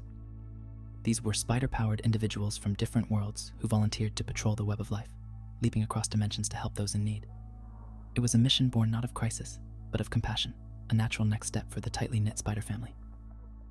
Gwen Stacy, Spider-Woman of Earth 65, still haunted by the loss of her friend Peter and seeking purpose, was among the first to sign on. Alongside her came Spider UK, Billy Braddock, the level-headed British spider with a captain's instincts, who had experience monitoring realities. Spider-Ham, with his cheerful resilience, joined to bring levity and out-of-the-box thinking. After all, even alternate worlds need a laugh now and then. Anya Corazon, Spider-Girl of Earth 616, a young hero from Peter's own world, eagerly stepped up to contribute her skills and learn from the veterans. Over time, members rotated in and out. Miguel O'Hara, Spider-Man 2099, would lend his futuristic expertise when needed, and Mayday Parker would occasionally join to honor her father's legacy by protecting other worlds. They set up a base of sorts at the fractured hub of the web of life, a place outside any single reality, where silvery cosmic threads crisscrossed like an endless starry tapestry. From there, the Web Warriors could sense disturbances, like gentle plucks on a spider's web, alerting them to dangers in various universes. Their adventures as multiversal guardians were quiet acts of heroism, often unseen by any public and unsung in any news. In one world, the Web Warriors arrived under a peaceful pink dawn to save a city where its Spider-Man had perished years ago, preventing the rise of an unchecked crime wave. In another, they faced a steampunk Victorian version of the Sinister Six, easing the fears of a populace that had never known a friendly neighborhood Spider-Man. Gwen, Billy, and the others worked in seamless concert, their bond formed in the crucible of Spider-Verse battles now expressed in day-to-day teamwork. They became dear friends, sharing jokes from different cultures and timelines as they traveled between missions. Imagine a picnic on a safe Earth set aside for a breather. Spider-Ham might conjure fantastical cartoon snacks, while Gwen strummed a quiet tune on her drumsticks, and Billy recounted a light-hearted tale of his time at the Captain Britain Academy. These gentle moments of fellowship strengthened their resolve for when duty called again. Not every mission was perilous. Some were as simple as guiding a newly empowered young hero on a world through their first trials, effectively mentoring a new spider where otherwise there would be none. The Web Warriors truly lived up to their name, warriors when necessary, weavers of support and hope at all other times. And back on Earth 616, Peter Parker knew about their efforts and was quietly proud. On evenings when he sat atop a familiar skyscraper in New York, he would sometimes feel a subtle tug in the air, the sensation of the web being in good hands. He trusted Gwen, Billy, and the rest implicitly to handle those far-flung crises, which allowed him to focus on his own city with a calmer mind. The existence of the Web Warriors meant Spider-Man's ideals now had dedicated guardians across reality, ready to act before small problems became sweeping threats. In the soft twilight of an ordinary day, the Web Warriors portal might open for a brief moment above Peter's skyline, delivering one of his friends for a quick visit or consultation. And in those times, they would share a quiet cup of coffee at May's kitchen table or atop the Brooklyn Bridge, discussing not just heroics, but life, music, family, the gentle normal things that bound them as people, not just heroes. Then, with warm goodbyes, the portal would shimmer and they would depart, off to keep watch over the vast, star-speckled multiverse. The Web Warriors became a lasting symbol of unity, proof that the connections forged in hardship could blossom into enduring fellowship. Through them, the web of life and destiny stayed strong and secure, its many threads humming in harmony. For Peter, knowing that these friends were out there patrolling the great web was like a reassuring lullaby playing in the background of his nightly patrols. It was one more layer of safety and kinship over his world, and many others, allowing everyone to sleep a little more soundly beneath the same infinite sky. Chapter 17: Kindred Ghosts of the Past. In the quiet early hours before dawn, Peter Parker's sleep became troubled by a series of dark dreams. These nightmares felt different, intrusive, and cold, as if someone from the outside were reaching into his very soul. Whispers echoed of sins long past, of guilt that Peter could never quite shake. Thus began the eerie saga of Kindred, a figure that crept into Peter's life like a slow, chilling fog. Kindred first appeared only in the shadows, a mysterious bandaged figure with a ghastly presence, manipulating events from afar. By this time, Peter had seen many strange things, yet something about Kindred made his skin prickle and the hair on his neck stand on end during his lonesome swings above sleeping city streets. It was as if this foe knew. Peter intimately knew every regret, every buried sorrow, and sought to make him suffer for them. In whispered encounters and taunting messages, Kindred began tormenting Peter by dredging up the specters of those he had lost.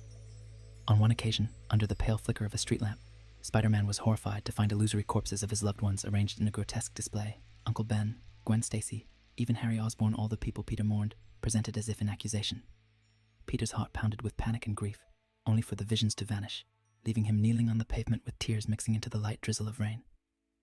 Kindred watched unseen, feeding on Peter's despair. Night after night, Peter's dreams and waking hours overlapped in a dreadful haze. He would jolt awake at 3 a.m., breathless and covered in a cold sweat, hearing Kindred's hissing voice fading in the dark corners of his room. This demon knew his identity, his history, and seemed fixated on punishing Peter for past mistakes. In quiet, reflective moments, Peter questioned himself. What did I do to deserve such wrath? He confided in Mary Jane, in halting, careful words over a gentle morning coffee, that some ghost seemed to be blaming him for failing those he couldn't save. Mary Jane squeezed his hand, reminding him softly of all the good he's done and that no one could have saved everyone. But Kindred's influence was insidious. Peter's sense of guilt, that ever-present shadow, grew heavier under Kindred's psychological assaults. It felt as though the very spirit of an old friend had returned as a wrathful phantom. And in fact, the truth was not far off. After a long, slow unraveling of mysteries, Kindred revealed his face to Peter, the face of Harry Osborn, one of Peter's dearest friends who had died years ago. The revelation was like a dagger and a balm at once. Shocking, heartbreaking, but it also gave Peter a focus. If Kindred was some twisted form of Harry, then Peter felt more determined than ever to save him, not destroy him. The final confrontation with Kindred took place beneath the city in a dimly lit mausoleum, where dust motes danced in the beam of Spider-Man's flashlight. It was an arena of quiet horror coffins and gravestones, symbols of mortality that Kindred relished. Kindred, Harry's tormented soul, confronted Peter with a litany of perceived sins, not saving him from darkness, failing Gwen, making the deal with Mephisto that altered reality.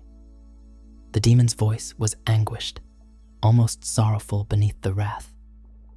Peter, with tears in his eyes, did not fight with fists this time.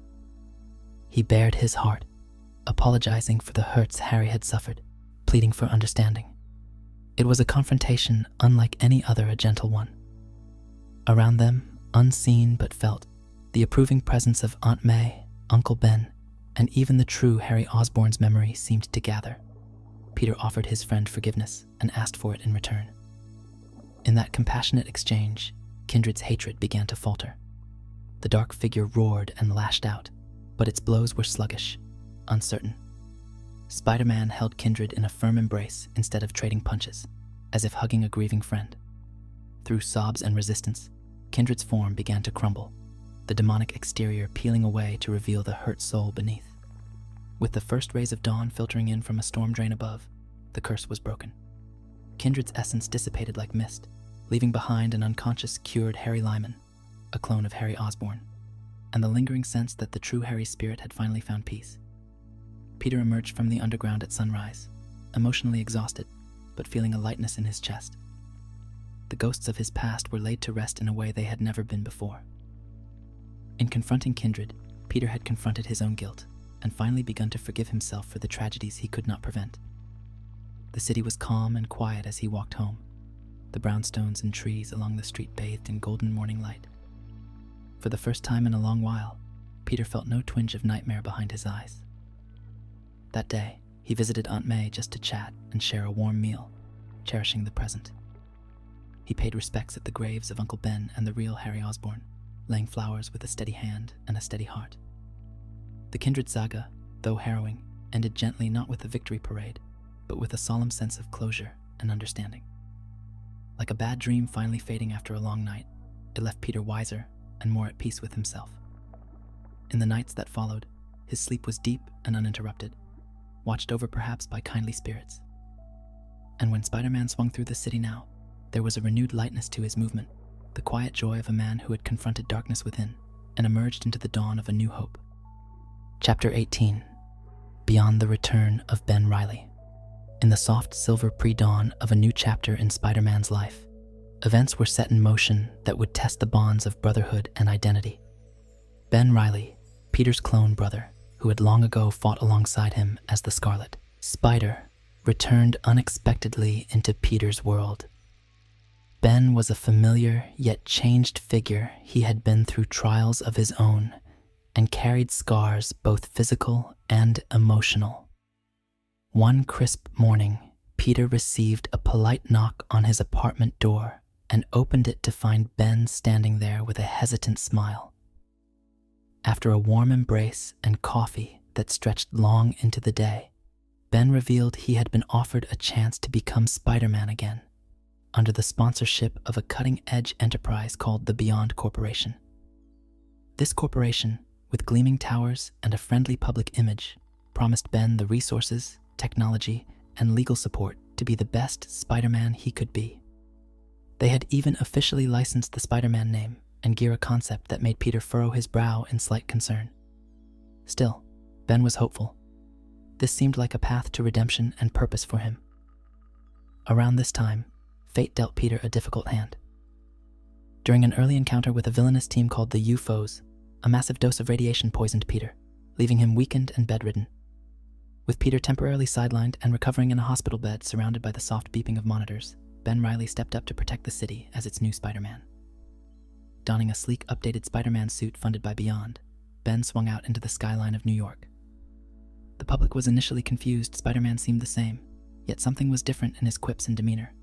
Ben's humor and style were unique to him. But soon, people accepted this new Spider-Man as their hero, and crime remained at bay under Ben's watch. In those weeks, while Peter recuperated, he and Ben kept in close touch. Sometimes in the quiet afternoons, Ben would visit Peter's bedside, bringing photos of recent adventures or new gadgets Beyond Corp had provided. Peter would smile and encourage Ben, offering gentle advice and reminiscing about analogous situations from his own past. It was a strangely peaceful interlude. The city was safe in Ben's capable hands, and Peter had the rare chance to rest without worry, proudly watching his brother carry on the mantle. Yet, as with many things that seemed too good to be true, shadows crept beneath the shining surface of Beyond Corporation. Ben started to notice unsettling signs. Missions orchestrated by Beyond that felt more like publicity stunts, odd gaps in his memory after debriefings, a certain coldness in the way the company's director, Maxine Danger, would smile at him. The Beyond Corporation's motives were not as pure as they appeared. In truth, they viewed Spider-Man not as a symbol of hope, but as a product, a brand to control. And controlling Ben meant controlling Spider-Man. Over time, subtle manipulations began to affect Ben's very sense of self. The corporation's scientists administered therapy that tampered with Ben's recollections of being Peter's clone, trying to overwrite traumas, but in doing so, erasing pieces of Ben's soul. He would swing through the city and suddenly struggle to remember a landmark or a childhood memory that he and Peter shared. It was as if parts of Ben were being quietly stolen in exchange for Beyond's sponsorship. When Peter Parker finally recovered and donned his classic Spider-Man suit again, he quickly sensed something amiss. In a gentle confrontation on a rooftop under a pale sky, Peter asked Ben if he was all right. Ben's eyes betrayed confusion and pain. Before they could fully sort out these feelings, Beyond Corporation deemed Peter an unauthorized Spider-Man and set plans in motion to sideline him. This culminated in a confrontation at Beyond's headquarters, a sleek high-rise shimmering in twilight. Peter and Ben teamed up one more time to face the company's machinations, fighting past security drones and misguided corporate supervillains. In the building's atrium, filled with calm indoor gardens and artificial waterfalls, a battle of ideology and loyalty took place. Peter tried to reach the Ben he knew. "You are more than what they've done to you," he urged, dodging a swipe from a Beyond-controlled mercenary. Ben, grappling with fragmented memories, felt anger and betrayal from all sides. At the climax, the corrupt plans of Beyond were exposed, their experiments on Ben, their dangerous products thanks to evidence collected by Ben's girlfriend Janine and allies like the Daughters of the Dragon. Beyond Corporation's facade cracked. In a final act of defiance against his puppet masters, Ben Reilly rejected Beyond's control, helping Peter shut down the corporation's operations. However, the victory came at a steep personal cost. The damage to Ben's psyche had been done. In the dim aftermath, as police sirens echoed below and corporate officials were led away, Ben Reilly stood trembling on a rooftop. Memories flooded and faded inconsistently, leaving him uncertain of who he truly was. Peter reached out a hand to steady him, but Ben, overwhelmed by shame and identity loss, pulled back. In a heartbreaking turn, he felt he could no longer wear the Spider-Man mantle with his sense of self so broken. With a heavy heart, Ben disappeared into the night to find his path alone, leaving Peter holding only empathy and sorrow for his brother's pain. Peter Parker once again took up the sole mantle of Spider-Man, his strength recovered and his resolve hardened. He would continue protecting the city, and now also carry the hope that one day Ben could heal and perhaps return to the light. In the days that followed, Peter found that even after all the strife, he had gained something valuable. Through Beyond's turmoil, he was reminded of how resilient the idea of Spider-Man truly is. Others can carry it. Even corporations can try to co-opt it. But at its core, Spider-Man is about selflessness and doing the right thing, values that cannot be bought or manufactured. On a gentle morning, Peter visited the ruins of the old Beyond laboratory, where some of Ben's final memories had been altered, sifting through debris in search of any clue to help his lost clone brother. He found a small photograph, a remnant of an earlier time of himself and Ben smiling at Aunt May's table. Peter kept it, tucking it safely in his wallet next to a picture of Uncle Ben. It was a promise that family endures beyond misunderstandings and mistakes. And late at night, when Spider-Man leapt between moonlit rooftops once more, he silently dedicated each web swing to Ben's honor, wishing his wayward brother peace. In the quiet of his own heart, Peter believed that redemption was never out of reach.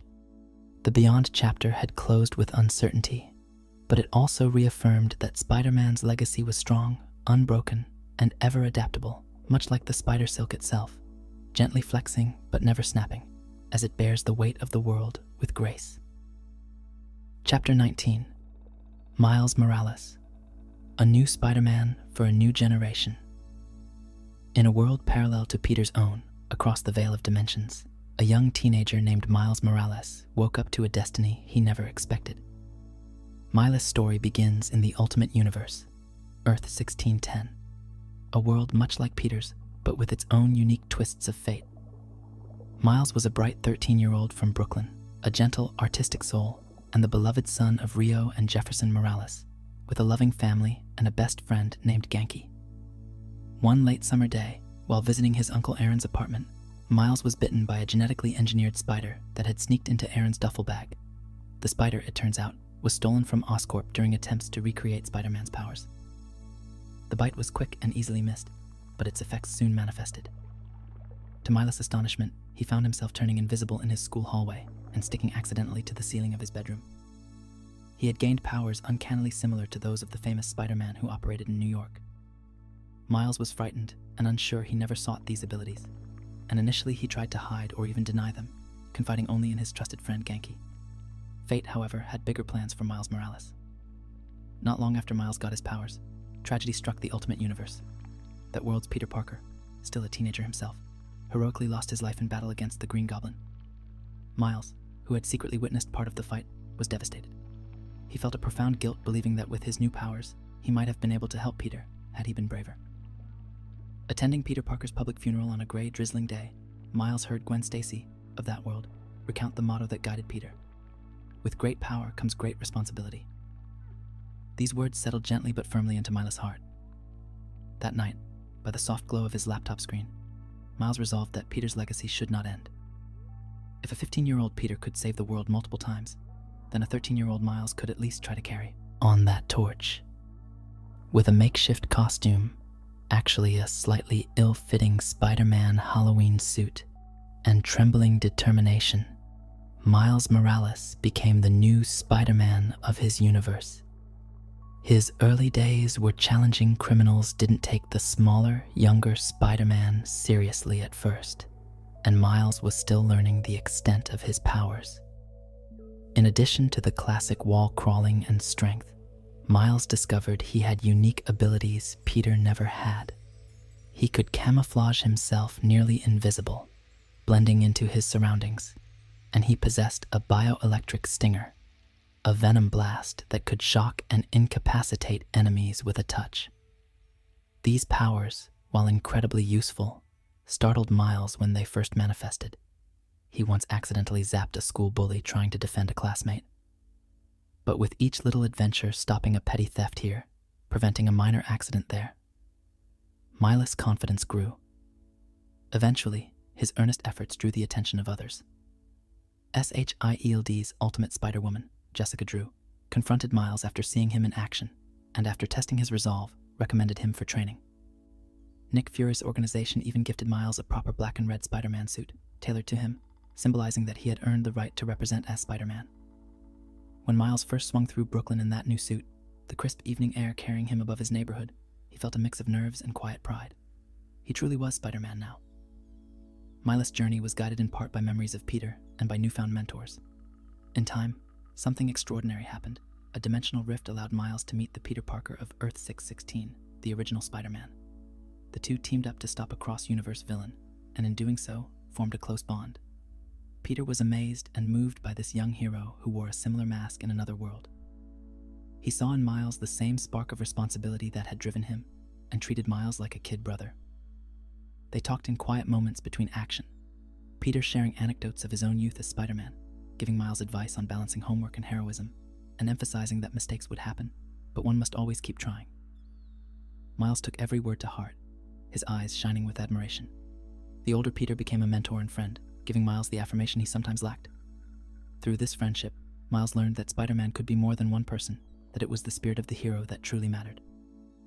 When the Secret Wars event caused Miles' universe to merge with Peter's, Miles suddenly found himself living in the main Marvel universe, Earth 616, alongside Peter.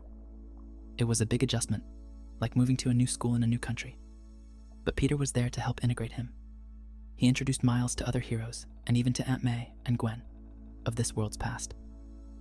With Peter's guidance, Miles thrived. He joined the Young Avengers, and later the Champions, teaming up with heroes his own age like Kamala Khan, Ms. Marvel, and Sam Alexander, Nova. Still, Miles always held Peter's mentorship closest. They would patrol together occasionally, the sight of two Spider-Men, one swinging with seasoned grace, the other with youthful energy, became a welcome vision on the New York skyline. If Miles ever felt overwhelmed by a villain or by personal struggles, Peter was just a phone call or rooftop chat away, ready with a listening ear and gentle encouragement. Miles Morales grew into a hero in his own right. He balanced school, family obligations, and saving the day with a maturity beyond his years. He brought his own flavor to the role, incorporating his artistic creativity, bilingual wit, often mixing Spanish phrases into his banter, which made criminals blink in confusion, and a huge heart for his community. On quiet afternoons, Miles would help at feast shelters or paint murals in Harlem, using his gifts to uplift others, even out of costume. He embodied the very best of Spider-Man's legacy, proving that heroism isn't about who wore the mask first, but about using one's gifts selflessly. Peter often watched Miles in action from a distance with pride, as a father or older brother might. In Miles, Peter saw hope, proof that the idea of Spider-Man would endure in capable hands long after he himself was gone. And in Peter, Miles saw a role model who taught him that heroes can be human, can falter, but must never give up. Their relationship was a precious cross-generational friendship, full of light-hearted jokes, like Miles teasing Peter about old costume designs, and profound lessons. Peter guiding Miles through the grief of losing his mother for a time, then celebrating with him when she was miraculously returned. Together, they even faced multiversal threats, such as the latest Spider-Verse incursions, side by side. Miles Morales' chapter is one of legacy, a story of a new Spider-Man rising lovingly on the shoulders of the first. On a quiet night in Brooklyn, Miles might sit atop a fire escape, mask pulled up as he enjoys a hot empanada, reflecting on how much his life has changed. If his phone buzzes with a text from Peter, "Everything okay, kiddo?" Miles smiles and replies confidently, "All good. I've got this." For Peter's generation, Miles is the reassuring answer to their worries, proof that tomorrow's heroes are ready and earnest. For Miles' generation, Peter is the wise guardian who opened the door for them. And for the people of New York, they are both beloved. Two Spider-Men swinging through the golden glow of streetlights, laughing and trading jokes, keeping the city safe as an incredible team. Miles Morales, in his youth and determination, ensures that Spider-Man's legend will continue to thrive for years to come, like a bright new star in the night sky, carrying on the warmth and light of the old. Chapter 20. Spider-Gwen, the Ghost. Spider of Earth 65. In another thread of the great web of worlds, Gwen Stacy lives on, not as a memory or martyr, but as a hero in her own right. On Earth 65, a universe curiously inverted from Peter's, it was Gwen witty, creative, and strong-willed who was bitten by a radioactive spider and granted amazing powers. Gwen's life took a drastic turn that day in high school when the spider's bite imbued her with the proportional strength, speed, and agility of a spider. Thrilled and bewildered, she fashioned a persona as Spider-Woman, donning a hooded white and black suit with pink web accents, and began secretly fighting crime in her hometown. In those early days, Gwen's heart soared with the simple joy of swinging above the streets, her blonde hair trailing behind her mask's hood as she whooped softly at each graceful arc through the air. She formed a rock band with friends, appropriately called the Mary Janes, playing drums by night and fighting muggers by later night, balancing her double life with the energy only a teenager could muster. However, tragedy struck Gwen's world as well, forging the steel of responsibility in her soul. Her closest friend, a gentle and bullied boy named Peter Parker of Earth 65, admired Spider-Woman greatly so much that in desperation to be special, he conducted an experiment on himself and became that world's version of the Lizard. In a heartbreaking battle during a school dance, Peter, as the Lizard, lost control, and Gwen was forced to fight him to protect others. Peter was fatally injured in the struggle. In his dying moments, he realized Gwen was Spider-Woman and gasped that he only wanted to be like her. Gwen cradled her friend as he passed away, sirens wailing in the distance. She was left shattered, blamed by the public for Peter's death since they only saw Spider-Woman at the scene. Even her father, Captain George Stacy, spearheaded the manhunt to arrest the mysterious Spider-Woman, not knowing it was his own daughter. This burden of guilt and secrecy weighed heavily on Gwen's young shoulders. She wanted to quit, to hang up her mask out of remorse, but Peter's sacrifice and memory compelled her otherwise. Haunted by his loss, Gwen redoubled her resolve to use her powers for good, so that Peter's memory would be honored, not tainted.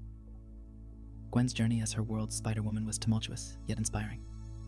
At first a vigilante hated by the police, she persisted in saving lives and doing what was right. Over time, her father, Captain Stacy, discovered her secret identity, confronting her one rainy night when she saved him from a hitman. Gwen removed her mask with tears in her eyes, apologizing to her dad for lying. To her relief, love won out George Stacy, though shaken, sided with his daughter from that moment on, covering for her and supporting her mission as much as he could. Their bond only grew stronger, founded on mutual trust and the shared goal of justice. Freed from the burden of deceiving her father, Gwen found new confidence. She maintained her band, using drumming as an outlet for stress, and found strength in friendships.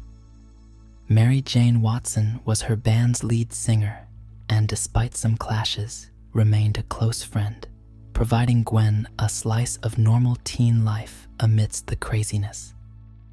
When the great hunt of the Inheritors, the Spider-Verse event, began, Gwen Stacy was among the first to join the multiversal Spider Army. She leapt into action through dimensions, teaming up with other spider heroes, which was both surreal and comforting. For the first time, she met other young women like Jessica Drew, 616's Spider-Woman, and Cindy Moon, Silk, and realized being a spider hero was a fate she didn't bear alone. Gwen fought valiantly beside Peter Parker of 616, even saving him at one point with a well-timed web shot, which helped her let go of some guilt over her own Peter in a way. She was saving a Peter Parker somewhere. After the Inheritors were defeated, Gwen returned to her world with new purpose. She was no longer an isolated vigilante. She had spider friends across reality, and even a device, courtesy of Spider UK, to travel dimensions occasionally. She adopted the moniker Spider-Gwen or Ghost Spider when hopping between worlds, to hide the fact that she was Gwen Stacy to those who might know Gwen as a fallen friend in their realities.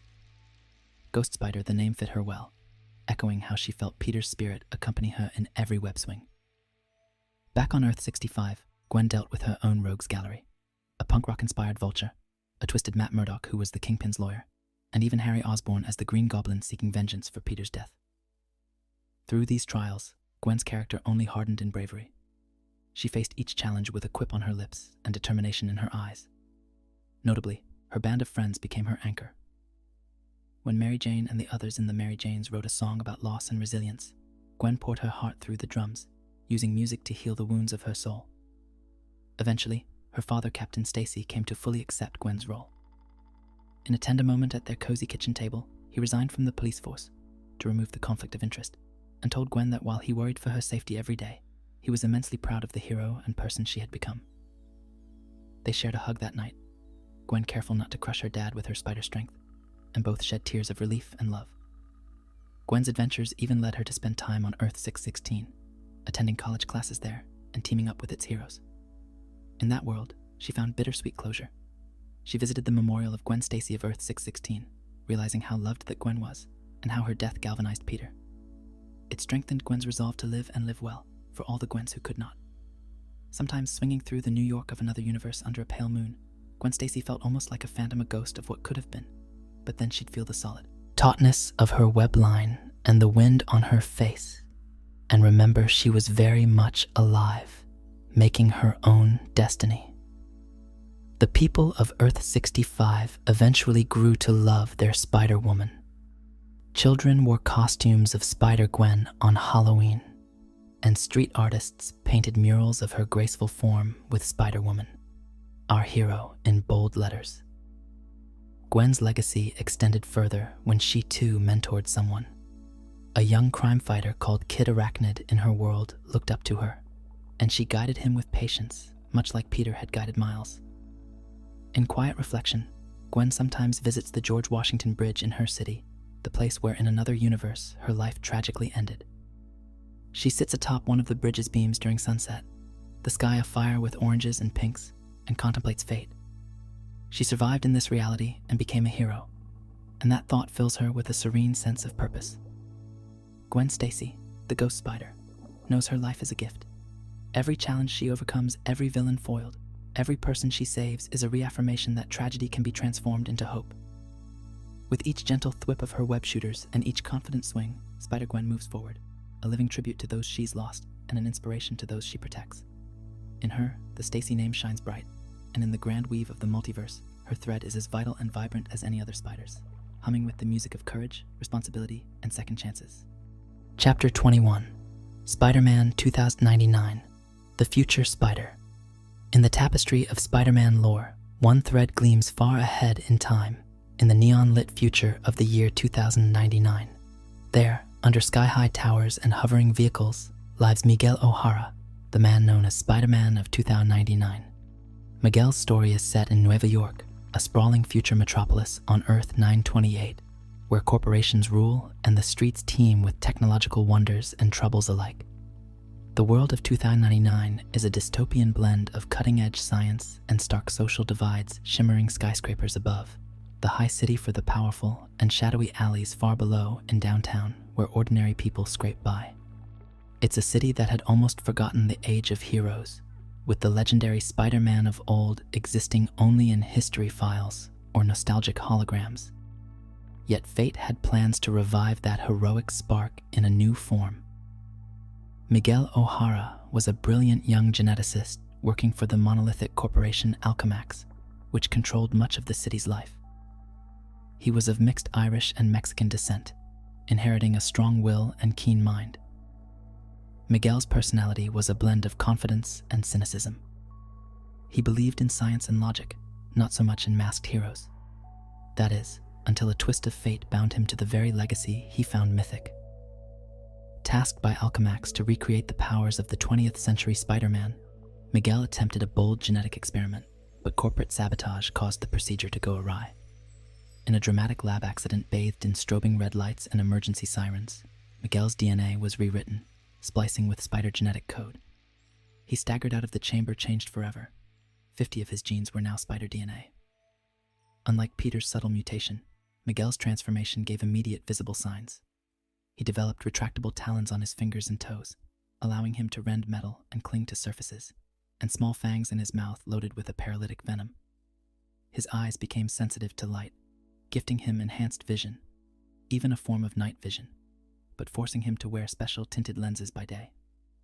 Notably, Miguel discovered he did not possess an early warning spider sense. Instead, he relied on sheer reflex and enhanced senses to evade danger. Clad in a striking costume made from unstable molecule fabric, originally a Dia de los Muertos costume with a skull-like spider emblem, Miguel embraced the mantle of Spider-Man in this futuristic city.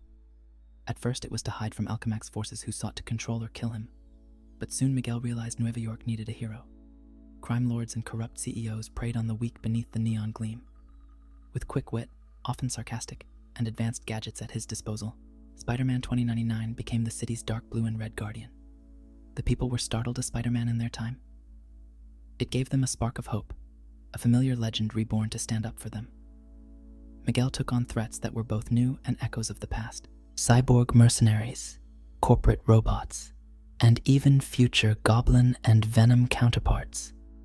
He was often joined or pestered by an AI companion named Lila, a holographic assistant who provided information in the voice and guise of a 1960s lounge hostess, bringing a touch of levity to his often lonely crusade.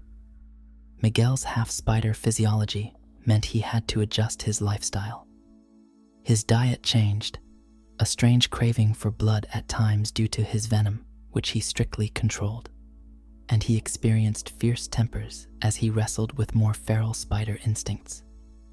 But Miguel's strong moral core, influenced by memories of heroic tales and a desire to protect his loved ones, kept him centered. One of Miguel's greatest challenges was facing the evil of his own time without losing hope. As he fought the system, he also worked from within, eventually taking control of Alchemax to reform it for good.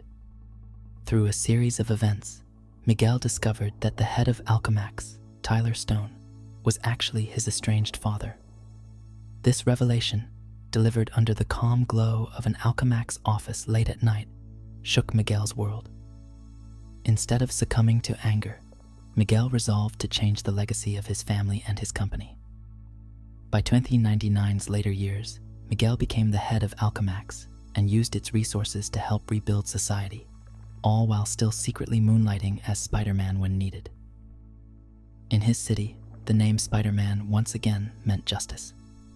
He saved countless lives, from averting a nuclear meltdown to preventing renegade mutants from causing mayhem. Neighbors in downtown would speak in hushed, grateful tones of the lithe figure that swooped down from the high rafters to stop a mugging, then vanished in a streak of light.